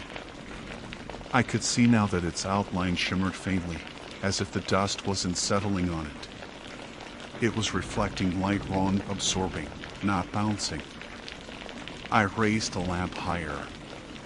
Cole, if you can hear me, stay still. The figure mimicked my movement exactly. Lamp tilt, arm angle perfectly mirrored, half a second delayed. Then the radio shrieked with feedback so sharp I dropped it. In that instant, the light flared back from the figure's chest. A small red diode blinked once. My stomach dropped. It was the same beacon light as Wooden's GPS tracker, the one I was holding in my hand. The next moment, the figure lunged forward, impossibly fast. I stumbled back, tripped over my pack, hit the ground hard. The lamp skittered, its beam slicing through dust. I saw nothing but motionless clay and shadow. No figure. No sound. I pushed up slowly, throat tight. The silence that followed was absolute. When I turned in a slow circle, every direction looked the same again, flat, endless, featureless. I grabbed my lamp, reoriented my bearings by instinct, and started walking toward where I thought the rim should be. My watch read 6:48 p.m. I walked for what felt like half an hour before realizing my surroundings hadn't changed. The same cracks, same pattern of small salt ridges. I marked a flag, kept going. 10 minutes later, I found the same flag again, driven into the ground. That was impossible. I ran the next stretch, headlamp bouncing, breath ragged.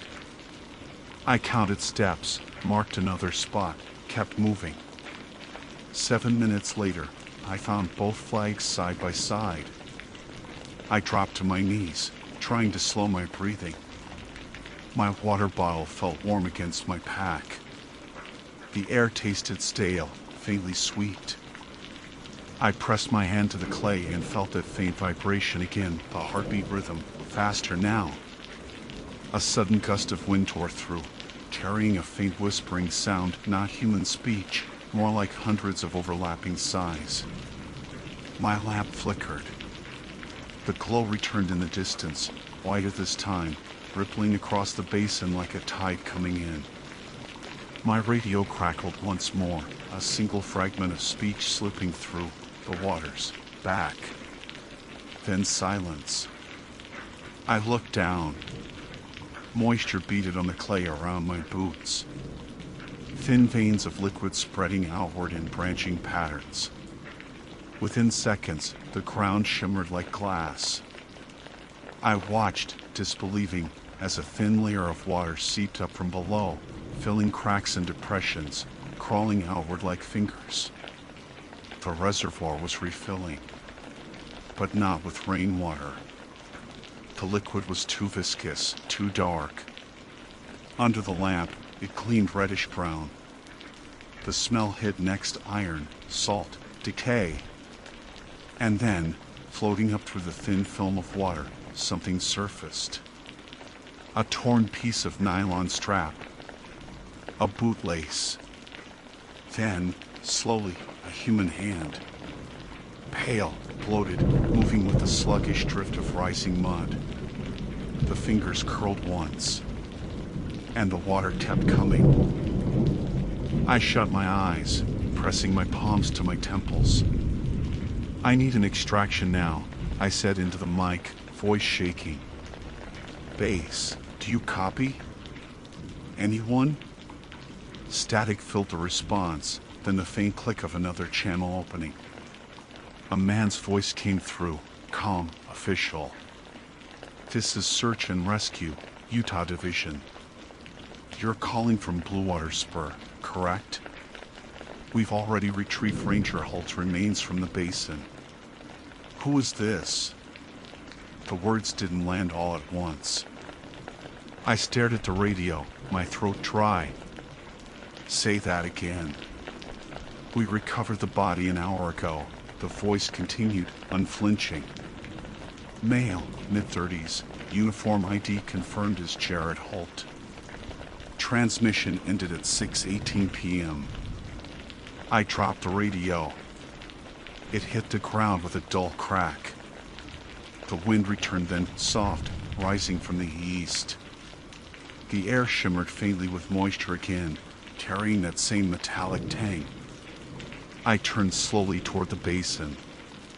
Far in the distance, the surface rippled once, faintly catching the orange sky. And out there, in the center where I'd first seen the footprints end, a small red light blinked once. Then again. And I realized it was my beacon. Still transmitting. Still moving. The red blink pulsed at an even rhythm, almost soothing in the distance. Every few seconds, flash, pause, flash. It was the same frequency used by the GPS trackers, the same soft interval that had marked Cole's last location. I knew I should have left then, headed for higher ground and kept moving until dawn, but something in me locked onto that signal. Maybe it was duty, maybe something else. Whatever it was, I couldn't walk away knowing a human tag was still active out there. I picked up the radio again. It was cracked but still faintly alive, its indicator flickering green. "Base," I said, forcing my voice level. "If you're receiving this, disregard last transmission. I'm still operational and moving east toward active beacon. Will retrieve and confirm." No reply. Not even static. The signal light didn't blink again. The basin was darker now, though the horizon still held that dim orange glow, like reflected firelight from nowhere. The surface looked smooth, like an inland sea just before dawn. Each step I took crunched faintly, but the sound didn't echo. It felt swallowed. As I drew closer to the blinking light, I realized the ground beneath me wasn't solid clay anymore. It had softened to something else. Not mud, exactly, but a texture like compacted sponge. The air felt damp, my boots sticking slightly with each lift. I kept the lamp steady and watched my shadow ripple unnaturally across the surface. The beacon wasn't lying flat. It was upright, held in place by something pale protruding from the ground. At first I thought it was a stick or maybe a bone fragment, but as I came close enough to see clearly, my stomach twisted. It was a forearm. Human. The skin was smooth, colorless, and stretched tight, as if preserved. The beacon had been clipped neatly to the wrist, flashing steadily from the same position I'd seen before. The fingernails were caked with a residue that looked like wet clay. I stepped back. My breath hitched. My radio crackled softly again, and I thought I heard my own voice echoed back, tinny and faint. Still operational, moving east. I dropped the handset instantly. It landed near the arm, splashing a thin layer of water outward that spread in concentric ripples. The red light blinked faster. I turned, searching for any sign of movement, but the fog had thickened again, dense enough that my headlamp couldn't cut more than 10 feet ahead. Somewhere out in that haze, a new sound started, a hollow creaking noise, low and rhythmic, like timbers flexing under weight. Then came another, something between a groan and a breath. It moved beneath the surface, passing under my feet like a wave. The clay flexed visibly with it, a pulse spreading outward from the buried arm. I stumbled back and aimed my lamp down. The surface around the arm was rising. First an elbow, then a shoulder. Something was forcing its way upward, not breaking through but forming under the skin of the earth. The impression shaped itself piece by piece, until a face began to push against the surface from below, mouth, nose, eyes all pressed flat under a thin membrane of clay. And I recognized it. It was mine. I froze, unable to breathe. The features were distorted, but the shape was unmistakable. The same square jaw, same cut of the hair, the same scar just above my eyebrow from a field accident 3 years ago. The mouth twitched beneath the clay as if trying to speak. I took a step back and felt the ground flex again behind me, more shapes, rising all at once. Dozens. Maybe more.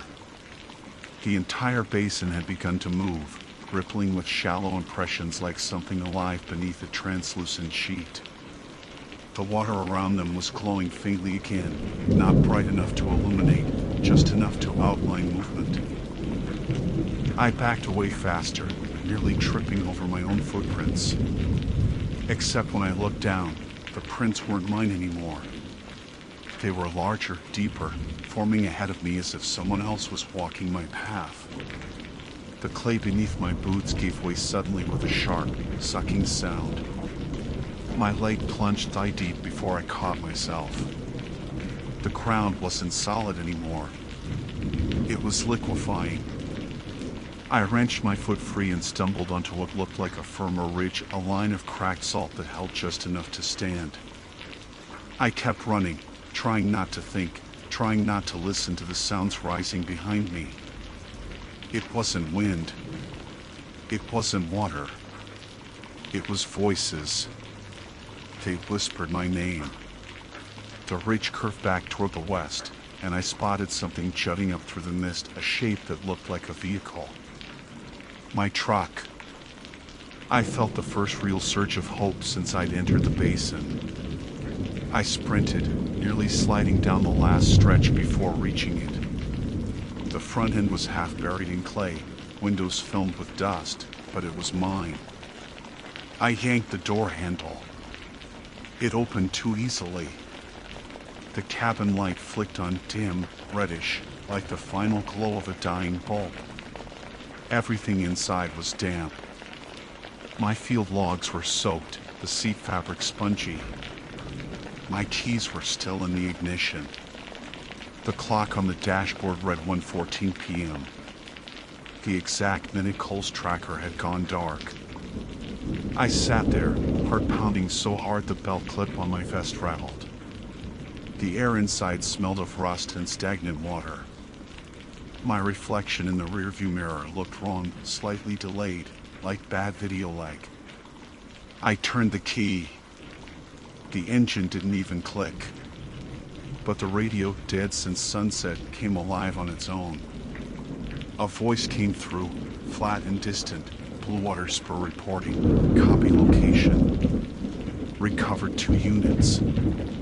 1 remains unaccounted for. Time of last movement 1:14 hours. Then another voice, lower, rougher. Copy that. Holt's body confirmed? Yes. Same position as Whitten. Both within the dry bed. Both appearing to have resurfaced. A long pause. Then the first voice again, quieter, and the recording? Still transmitting. I switched the radio off, but the sound didn't stop.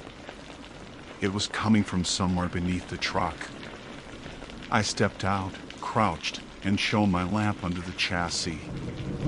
There, embedded in the ground under the front wheel, was a black box, another GPS unit, blinking red in sync with the one still strapped to the buried arm.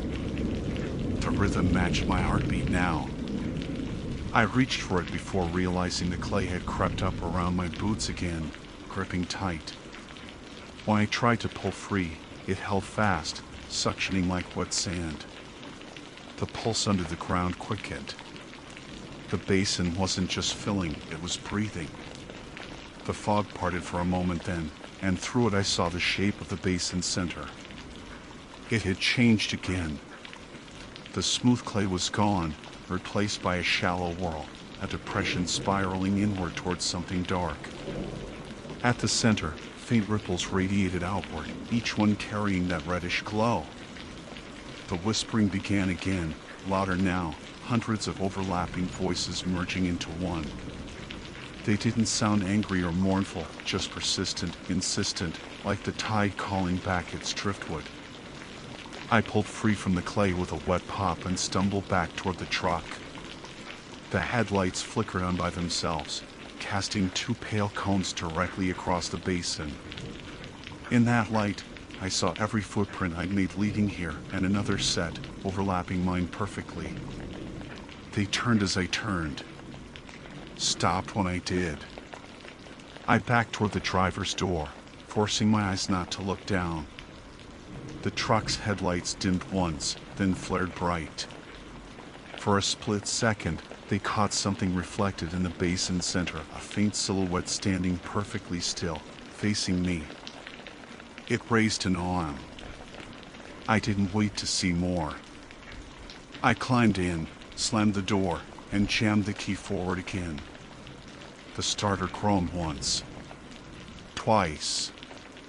Then the engine caught. The dashboard lights flared. The clock still read 1:14. I threw the truck into reverse and floored it. Tires spun against the slick clay, throwing mud in every direction. When traction finally took, the truck lurched backward up the ridge. I didn't look back until the fog swallowed the basin completely. At the rim, I stopped. The engine rattled. My hands were shaking. I turned off the headlights and stared down one last time.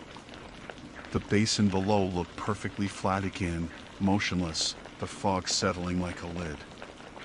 No water. No footprints. No light. Except for one faint blink deep in the center. Red. Steady. When I returned to the station near dawn, the ranger office was empty. The logbook still open to Witten's name. The radio equipment cold. My reflection in the glass of the window didn't match the motion of my own hands as I closed it. I filed my report at 6:18 a.m., the last recorded transmission from Bluewater Spur. No one ever came to verify it. And every night since, when I check the satellite feed out of habit, there's always one tag still moving east across the same dry reservoir that hasn't held water in decades. My tag.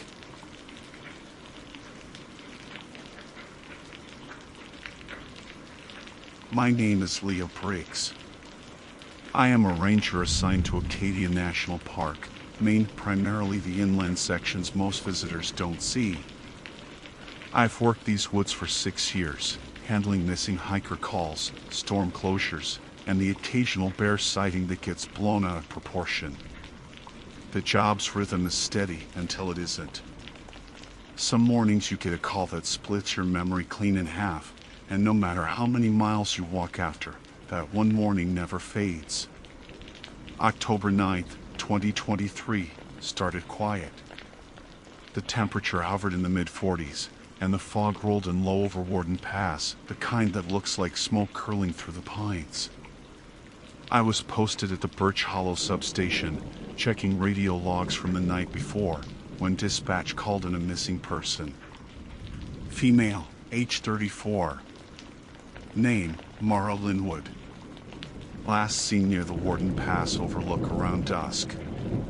Her fiancé filed the report early that morning after hiking back to his car alone. Missing persons in Acadia aren't rare.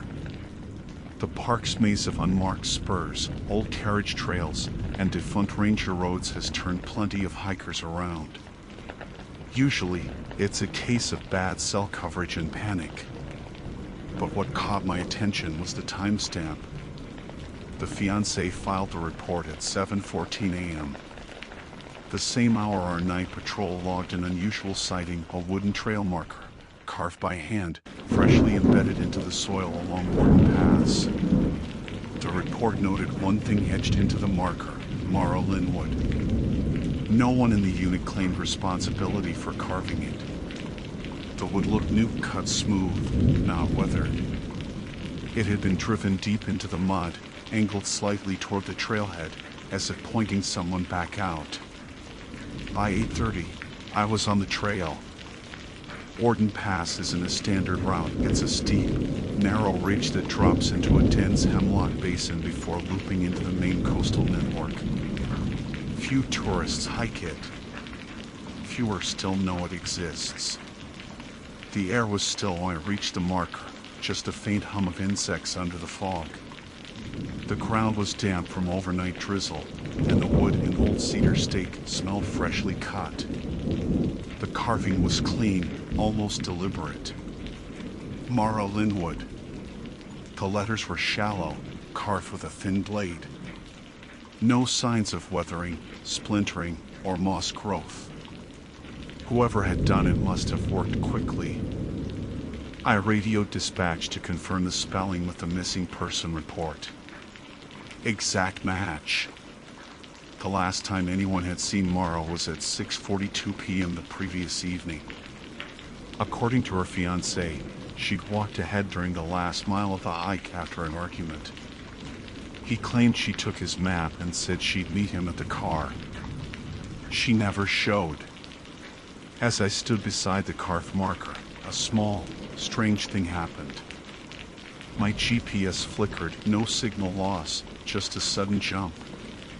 The coordinates reset 3 meters off, then corrected themselves. It was a common glitch in heavy fog, but something about it made me uneasy. I logged it, then moved forward. The trail narrowed as I climbed the ridge, fog deepening until visibility dropped to 20 feet. My boots sank into soft moss, every step muffled. No birds. No squirrels. Even the usual creak of the trees was gone. I kept scanning for signs, broken branches, footprints, deer, but found nothing. Then, near the second switchback, I saw something pale through the mist. It was another marker. Same shape, same cedar. Only this one was tilted, half buried near a boulder. I brushed off the mud and froze. The carving read, "Help me." The words were jagged, uneven, cut in haste. The grain of the wood still held flecks of sawdust. It couldn't have been there long. I stepped back, calling it in over radio, but the transmission stuttered. Static cracked through the line. I tried again, nothing. My handheld GPS blinked red for a second, then went blank. Power failure. I checked the battery pack, still full. I felt that familiar cold crawl up my spine. You work long enough out here, you learn when the woods go wrong.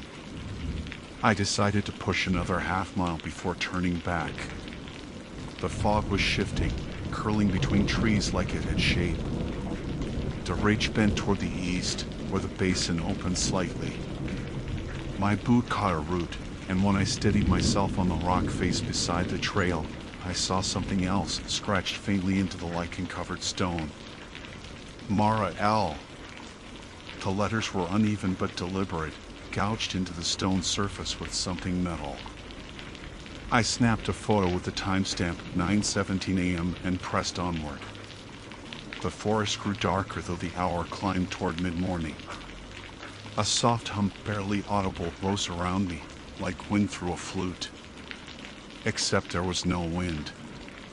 When I reached the overlook, I saw the remains of a small campfire, still ringed with damp ash. There were 2 empty water bottles, a map torn at the edges, and a single hiking boot, mud-caked but dry inside. The brand matched what Mara's report listed.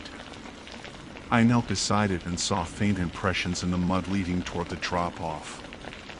But the prints didn't go down the slope, they stopped abruptly at the edge. I called dispatch again. This time the signal broke through. Briggs at Warden Pass Overlook. Found personal effects, likely subjects. 1 boot, partial name carving confirmed. Requesting search drone deployment, grid radius 1/4 mile. Static. Then, copy that, Leah. We're launching drone out of Birch Hollow now. ETA 6 minutes. Hold position. I stayed crouched near the overlook, watching the fog thicken below. The air carried a faint, metallic tang like rain before lightning, though no storm had been forecasted. My eyes caught something glinting between the branches below the ridge. Not metal, exactly, more like glass catching indirect light. It pulsed once, then vanished. When the drone arrived, I could hear it before I saw it, a faint line cutting through the fog. I guided the operator by radio, describing the ridge and the slope below. The drone's camera transmitted to my handheld. On screen, the feed jittered, struggling to focus. Then it caught a faint shimmer on the ground about 30 yards downslope, a patch of disturbed soil, pale against the moss. The operator adjusted altitude. The screen cleared, showing a freshly cut path through the underbrush. Not natural, not eroded. A single line of flattened ferns led east, vanishing into the mist. The operator radioed, "Trail ends at marker. Same shape as the one you found." Word carved, "Stay." I felt my mouth go dry. There was no record of that marker in any previous survey, and Warden Pass hadn't been logged as an active trail in years. The fiancée's report hadn't mentioned her carving anything, carrying tools, or even stopping.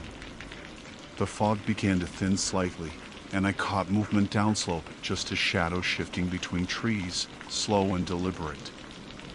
I lifted my binoculars. The shape was human-sized, facing away from me, standing completely still. I called out, "Park Ranger." "Hello!" But the sound died midair, swallowed by the fog. When I blinked, the figure was gone. The drone's operator asked if I wanted to move closer. I hesitated, then agreed to descend 50 feet for a better look. The slope was slick, the soil loose under my boots. As I neared the base of the ridge, the air grew colder, 10 degrees at least. My breath came visible. That hum returned, steady this time, vibrating through the ground more than the air. At the bottom, I found it, the third marker.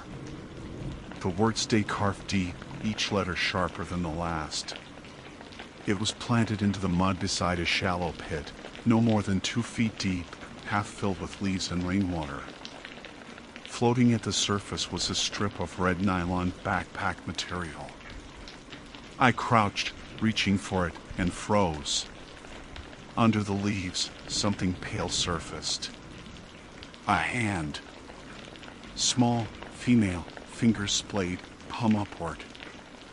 I stumbled back, radio trembling in my grip, voice shaking as I called in confirmation. The drone hovered above, its camera feed blurring as if fog had flooded the lens. The operator's voice cracked through static. "Leah, back away from the pit. We're sending units from Hollow Base now. Do not move from your current position." But before I could respond, the hum rose sharply, like pressure building inside my skull, and the forest shifted. The fog surged upward, erasing everything. The markers disappeared from view. Even the sound of the drone was swallowed. And then, for the first time since I joined the service, I heard someone whisper my name. Not over radio. Not in my head. Right behind me.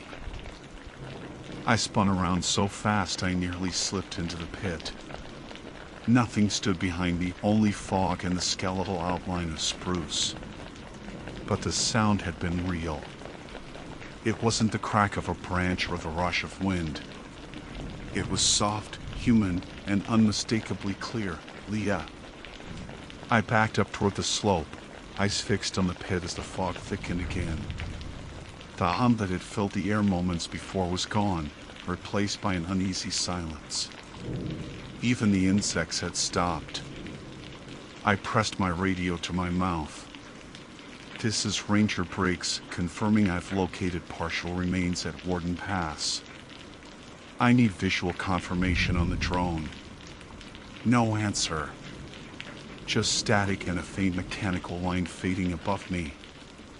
I looked up, but the drone's lights were gone. I could still hear something faint, metal striking against wood somewhere to my left. 3 slow taps, evenly spaced. I called out again, voice steady. "This is a restricted search area. Identify yourself." Nothing. Only those 3 sounds again, tap, tap, tap, before the woods went completely still. I forced myself to look back at the pit. The hand was gone. Only leaves and dark water remained. I grabbed my camera and snapped photos anyway, marking the coordinates manually on my notepad since the GPS was still glitching. My instinct told me to wait for backup, but my training said otherwise. We never leave a possible live subject unaccounted for. If that hand had moved, it meant someone could still be down there. I crouched again and used a stick to push aside the leaves. Mud stirred but revealed nothing, no bone, no cloth, no hand. The nylon strip was still there though, snagged around a root. I fished it out and stuffed it in my vest pocket. Something cracked behind me. I turned just in time to see movement at the top of the ridge, a figure, half shrouded in fog, standing perfectly still. It was too far to make out details, but it was human. Slim build, long hair. Female. Mara? I shouted, my voice echoing weakly. Mara Linwood, is that you? The figure didn't move. I raised my binoculars, hands trembling, and focused. The fog thinned just enough for me to see her face, or what should have been her face. It wasn't visible. The shape of her head was there, but the features were blurred, like a smear of motion caught in still frame. Then she turned and walked away, disappearing into the mist without a sound. I started after her. The slope was slick, the mud grabbing at my boots, but adrenaline carried me upward. When I reached the ridgeline, the trail forked into two faint paths, neither official, both overgrown. The one to the left bent deeper into the trees, darker, denser. I saw faint boot prints, small, narrow treads, leading that way. I followed. After 20 yards, the print stopped. Ahead, the fog cleared into a small clearing ringed with old cedar trunks. At the center stood yet another marker. Fourth one. This time, it didn't have a name. Only a date carved clean and neat, October 9th, 23. That was today. My radio crackled again, weak and fragmented. Copy. Briggs, units arrive in 30 hold. The words cut off mid-sentence. I tried to respond, but the transmission bled into static again. My stomach twisted. Every instinct screamed to turn back, to wait for backup, but I couldn't shake the image of that face, blurred, silent, gone. I moved past the date marker and into the woods beyond. The trail narrowed to barely a game path. Fallen branches and patches of black mud forced me to slow down. The air here felt heavier, colder, as if the temperature dropped another few degrees. My watch had fogged over completely, but I could still make out the hands. They hadn't moved in nearly 10 minutes. Something about the forest was wrong. When you spend years working the backcountry, you learn the forest's rhythm, the sound of wind through needles, how echoes tarry, where your voice dies. But here, even my breathing felt foreign, muffled like I was inside something closed. I caught a faint smell, smoke again, but sweeter this time, almost like burning pine sap. It drifted from deeper in the trees. I followed it until I saw light flickering ahead. Firelight. I approached slowly, one hand on my sidearm. Through the fog, the glow grew brighter until I saw a small campfire burning inside a ring of stones. Someone had set it recently. Above the fire hung a metal kettle, steaming lightly. And beside it, another boot. Same size, same brand as before. But this one had been cleaned. Mud scraped off, laces retied neatly. I scanned the clearing. No tent. No pack. No person. Just that kettle quietly hissing. Then I saw what was carved into the log beside the fire. I'm still here.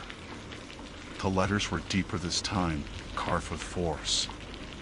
Fresh splinters still clung to the wood. I don't remember drawing my weapon, but when I looked down, it was already in my hand. The fire popped softly, sending sparks into the mist.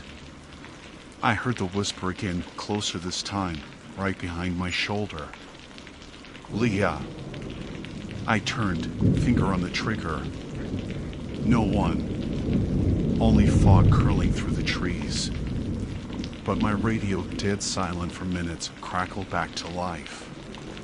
Prigs, report. Drone lost visual. Are you safe? I pressed the transmit button. Copy. I stopped. The words caught in my throat because I could hear myself speaking back through the static. My own voice, delayed by less than a second, repeating the same phrase I just said. Copy. I'm copy. I'm copy. I'm. It looped until I killed the radio. That was enough. I marked my coordinates one last time and decided to retreat to the main trail. The fog shifted again, heavy and pulsing like breath. When I turned back toward where I'd come, the path was gone. The clearing looked different, trees standing where they hadn't been before, the fire out, smoke rising in thin threads that vanished before touching the canopy. The log was gone too. Only the boot remained, sitting upright beside a mound of dirt I hadn't noticed before. I stepped closer. It wasn't a mound, it was another marker, shorter this time, its top broken clean off. The carved letters still visible at the base, Briggs. I stared at it for a long moment, pulse hammering in my throat. Then my radio hissed again. Ranger Briggs, this is Hollow Base. We have your signal at Warden Pass Overlook. Can you confirm your location? I forced my voice steady. Negative. I'm about 300 yards east of the overlook. The terrain's changed. I've lost visibility. Please guide me by drone coordinates. Drone's down, came the reply. We've lost feed after your last marker report. Can you find a visual landmark? I looked around. Nothing but fog. I couldn't even see my own tracks behind me. Negative, I said. Visibility 20 feet at best. Request audible beacon from ground units. There was a pause, then faintly, beep, beep, beep. 3 short tones, somewhere ahead of me. I followed the sound, careful not to stray too far from the last known marker. The beeping grew louder. Relief surged through me until I realized it wasn't coming from a beacon. It was coming from my pocket. I pulled out the nylon strip I'd taken earlier. It wasn't nylon anymore. It was a small, folded GPS tag, one of the personal emergency transponders issued to hikers. The screen flickered, showing a single blinking coordinate. Warden Pass, logged by Leah Briggs, 7:14 a.m. The exact timestamp of the missing persons report. I froze. I hadn't activated any tag that morning. My shift log showed I'd left the station at 8:30. I checked the tag again, but the screen had gone black. When I looked up, the fog had thinned enough to reveal a faint light ahead, a dim white glow, like a flashlight being filtered through mist. Base, I have visual on possible light source, I whispered into the radio. Proceeding toward it. No response. I advanced slowly, the beam growing brighter. When I reached the edge of another clearing, I saw the light source, my own truck, parked beside the Birch Hollow substation. Engine running. Driver's door open. Except it couldn't be.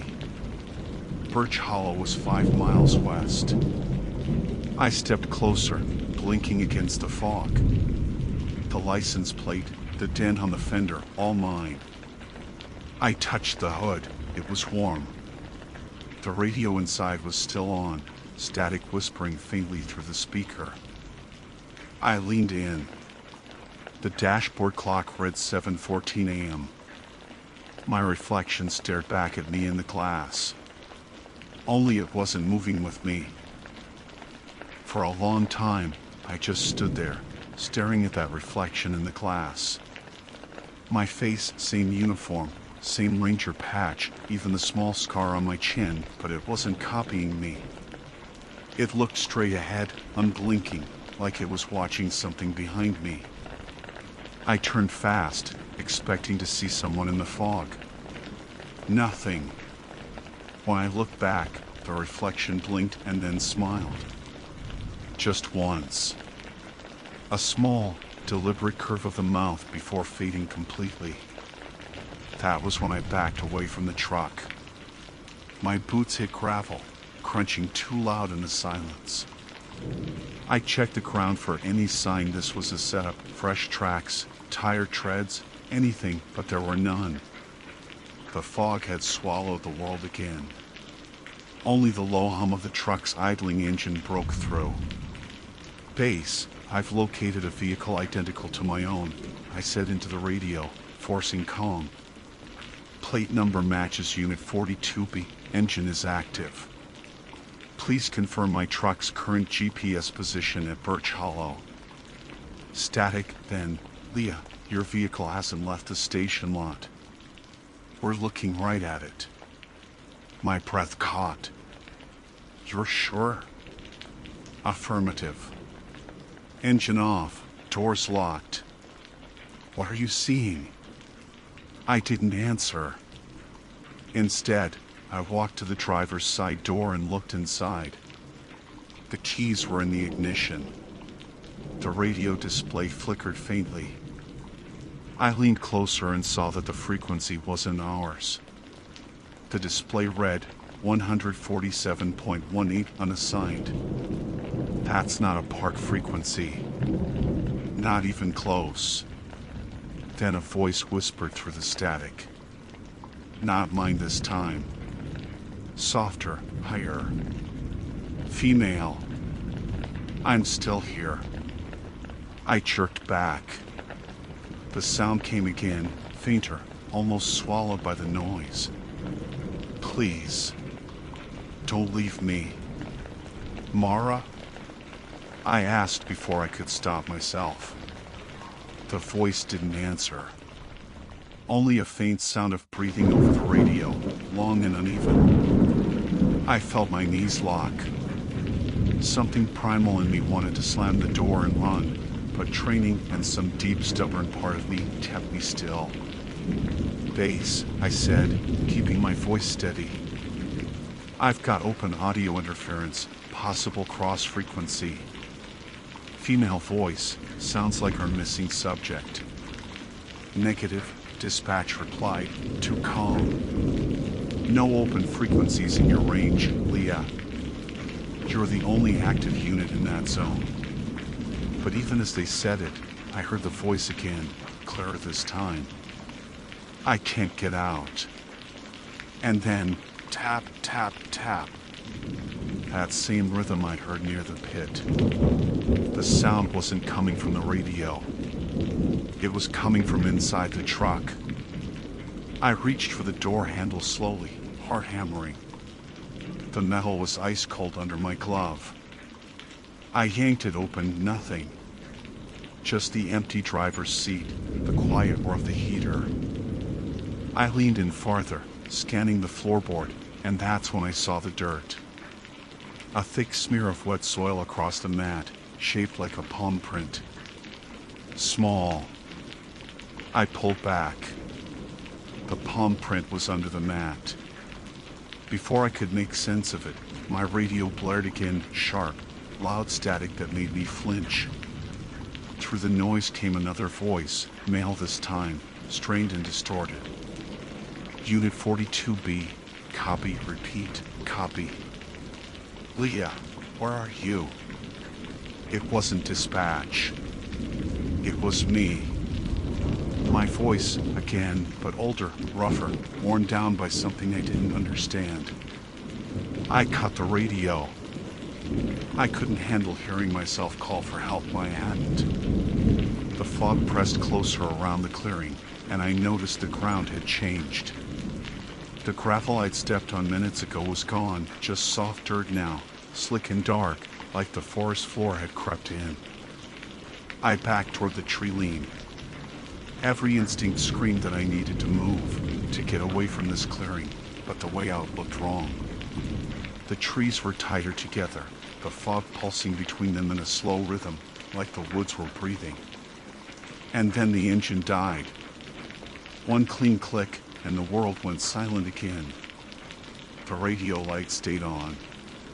A new sound rose, a faint beeping, like a locator ping. I recognized it instantly. Search beacon. Ours. The display on the dash blinked. Signal found. Subject ID, Linwood M. That shouldn't have been possible. Her tag had never activated. I circled around to the back of the truck, following the sound. The tailgate was open. Inside, sitting on a folded tarp, was a small plastic field case. My own. Except I hadn't brought it with me that day. It was still in the station. The case was unlatched. Inside, neatly placed, were 3 carved cedar markers. Each one identical. Each one bearing a name. Linwood. Prakes.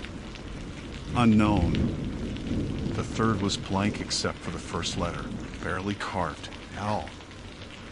I slammed the case shut. That broke whatever trance I'd been in. I turned toward the forest and ran. The fog swallowed everything after the first 20 yards, but I didn't stop. I followed the faint slope of the ground, the pull of gravity toward where I knew the basin lay. I don't know how long I ran, minutes, maybe hours. The fog dulled my sense of direction. Every time I thought I heard the stream, it shifted to another side. When I finally stumbled into open ground, the sound that greeted me wasn't water. It was a human voice, calling faintly through the trees. Leah! I froze. It was my supervisor, or it sounded like him. Sharp, professional tone, the same one he used on radio checks. Leah, respond. Here. I shouted.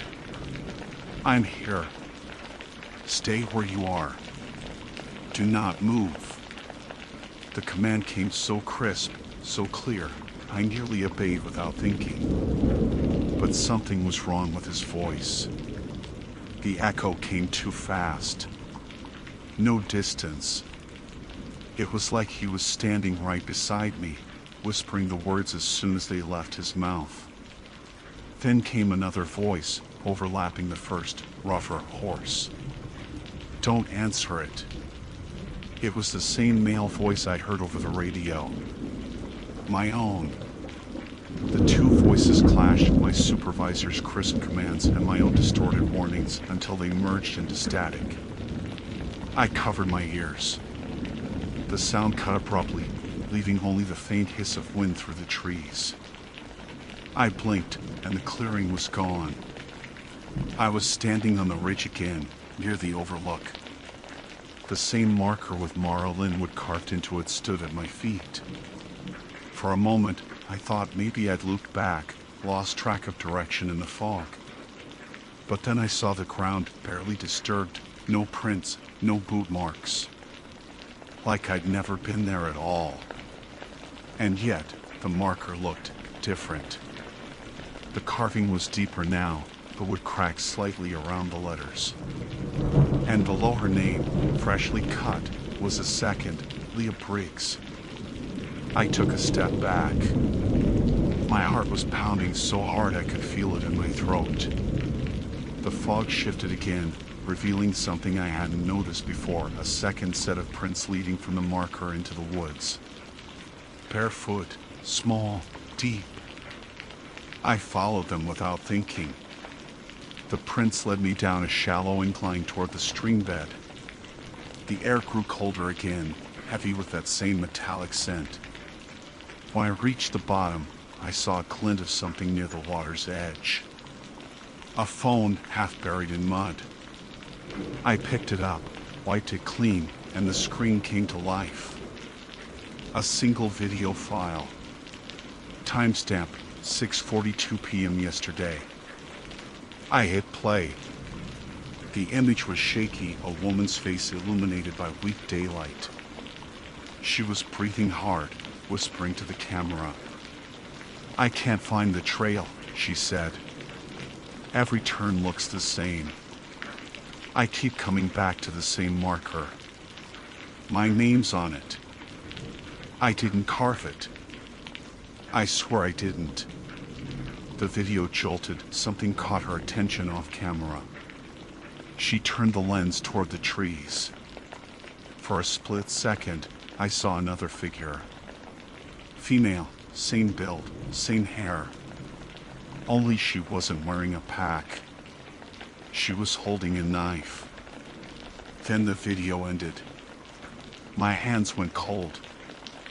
I scrolled through the phone's files, but that was the only one. No other photos, no GPS log. Just that one entry. When I looked up, the fog had crept closer, curling low to the ground. The prints I'd been following were gone. The stream bed had stilled completely, no ripples, no sound. Just a mirror of gray water. Something moved in that reflection. I leaned closer, staring down, and saw two figures standing behind me in the water's surface. One was Mara. The other was me. Both smiling. I stumbled backward from the water, hard enough to land on my hands. The reflection didn't break. It only wavered, as though the surface wasn't reacting to me at all. The two of us, me and her, still stood together in that mirrored world beneath the fog. Her smile didn't fade, and mine didn't belong to me. It was too wide, too calm. When I blinked, the image shifted. Now she was the one crouched by the stream, and I was standing behind her, watching. The sound of the forest changed again, like the air had thickened, pressing into my ears. My radio crackled faintly on my shoulder. I grabbed it fast, desperate for a real voice. "This is Ranger Briggs," I said, my voice shaking despite every ounce of training. "I've located the missing subject's phone. I'm at Warden Pass Basin, northeast of the Overlook." The radio cut me off mid-sentence. A second later, my own voice answered. "I've located the missing subject's phone. I'm at Warden Pass Basin, northeast of the Overlook." It was looping again. Same tone, same breath. Then silence. The stream shimmered as the fog rolled in heavier. My reflection, the version of me standing in the water, turned her head slightly, like she was listening. Then she raised her hand. So did the real one. The movement wasn't mine. My arm lifted slow and steady, joints trembling, like someone else had control.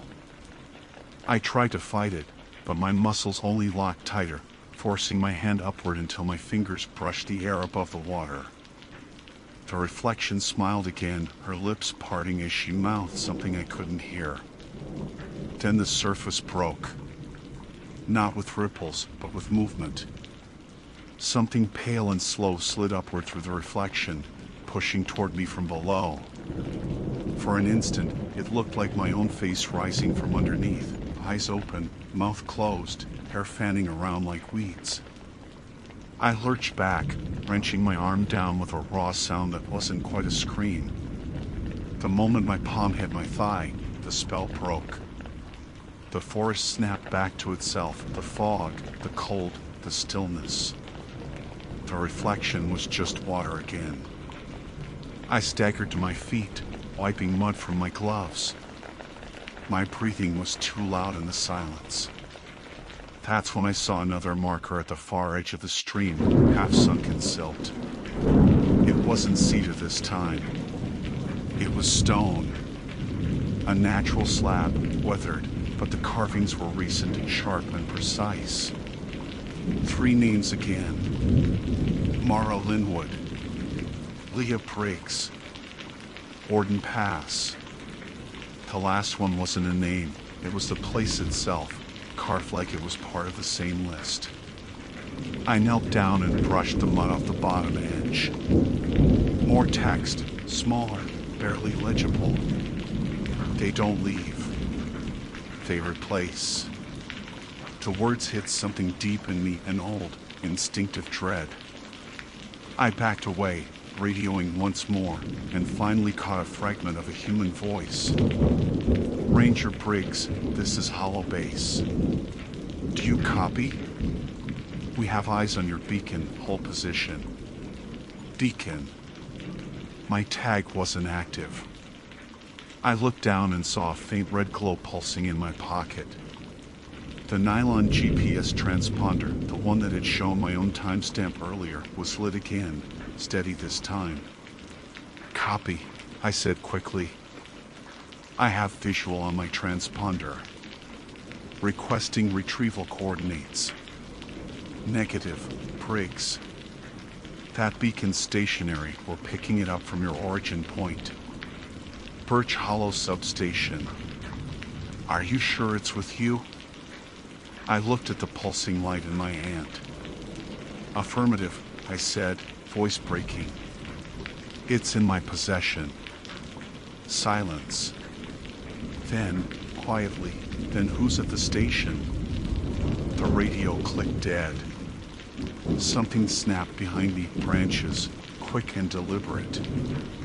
I swung around, flashlight cutting through the fog. A shape moved between the trees. Human-sized. Familiar gait. Mara?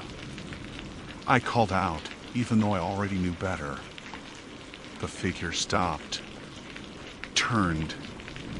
And in that soft gray light, I saw my own face again.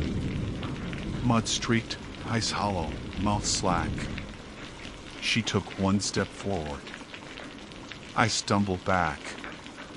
The beam of my flashlight caught her uniform, identical to mine. Even the same patch torn at the seam near the shoulder. She was breathing hard, each exhale fogging the air. Stop right there, I ordered, raising my weapon. Hands where I can see them.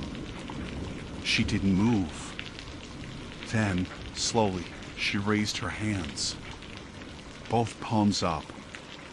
The left hand was caked in mud. The right one held a knife.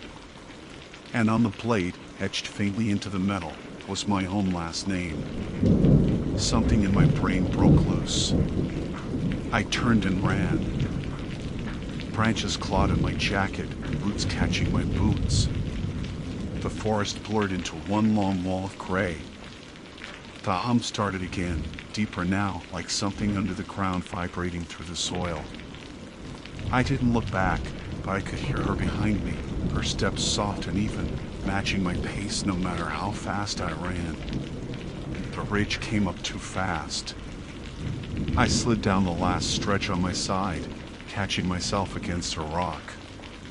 When I looked up, I realized where I was. The overlook. The same fire pit. The same boot. But there was a fourth marker now, short, freshly placed, soil still loose at the base. It read, found. The drone was above me again, humming faintly. I could see its green light blinking through the fog. A voice cracked through the radio, faint but real this time. Leah, we have your location. Stay still. We're coming in from the east trail. For the first time in hours, something like relief hit me. I dropped to my knees, radio clutched tight. Copy that. I'm at the overlook. I can see the drone. The hum shifted pitch, descending into a low tone that rattled my teeth. The drone dipped lower. I waved, but it didn't respond. Then the light changed from green to red, and it began to hover directly above the marker. The soil around it trembled. I backed up as the ground split open, not like an explosion, but slow, deliberate, like a hand pushing from beneath. Mud and roots broke apart. Something pale rose through the earth. A hand. The same hand I'd seen hours earlier. Only now, it was gripping the base of the marker. I stumbled back further, breath caught in my throat. Another hand surfaced beside it. Then a shoulder. A head. The woman who pulled herself free wasn't Mara. And she wasn't me. But she looked almost like both features blurred between ours, hair matted, eyes hollow and bright. Her lips moved, and I finally heard her voice clearly. "You're late." The fog swallowed the space between us. She stood fully upright now, the drone's red light washing over her face. Every part of her seemed wrong, like she didn't quite fit into the space she occupied. I raised my weapon again, though my hand shook so bad the barrel wavered. "Don't come any closer." She smiled that same stretched smile from the reflection. "You called it in," she said softly. "The name on the marker. You wrote it. You always write it first." I froze. The drone dropped lower still, maybe 10 feet above us, its hum swelling until the air itself seemed to pulse. The ground shook. The marker split. The woman's voice grew faint under the vibration. Then everything cut out: light, sound, air. A single moment of absolute nothing. When I came to, I was lying on gravel. The fog had lifted. Dawn light broke through the trees in thin gold lines. My truck sat at the trailhead, doors open, radio quiet. I tried to stand, but my body wouldn't move right. My hands were clean. No mud. No blood. My GPS was blinking steady green coordinates reading Birch Hollow Station. I looked around. No drone. No fog. No markers. The ridge was still. I checked my watch. 7:14 a.m. Same time as the missing report. By the time the recovery team reached me, I couldn't explain a thing that made sense. The footage from the drone cut out at 9:17 a.m., the last frame showing nothing but fog and a single shadow at the overlook. They said my radio logs were blank from the moment I entered the trail. No transmissions, no beacon, no coordinates. Mara Linwood's remains were never found. But a week later, maintenance crews clearing debris along the lower trail found something buried in a tree root, an old cedar marker, cracked down the center. 3 names carved deep. Linwood. Prigs. Unknown. The last word had been added later. Found.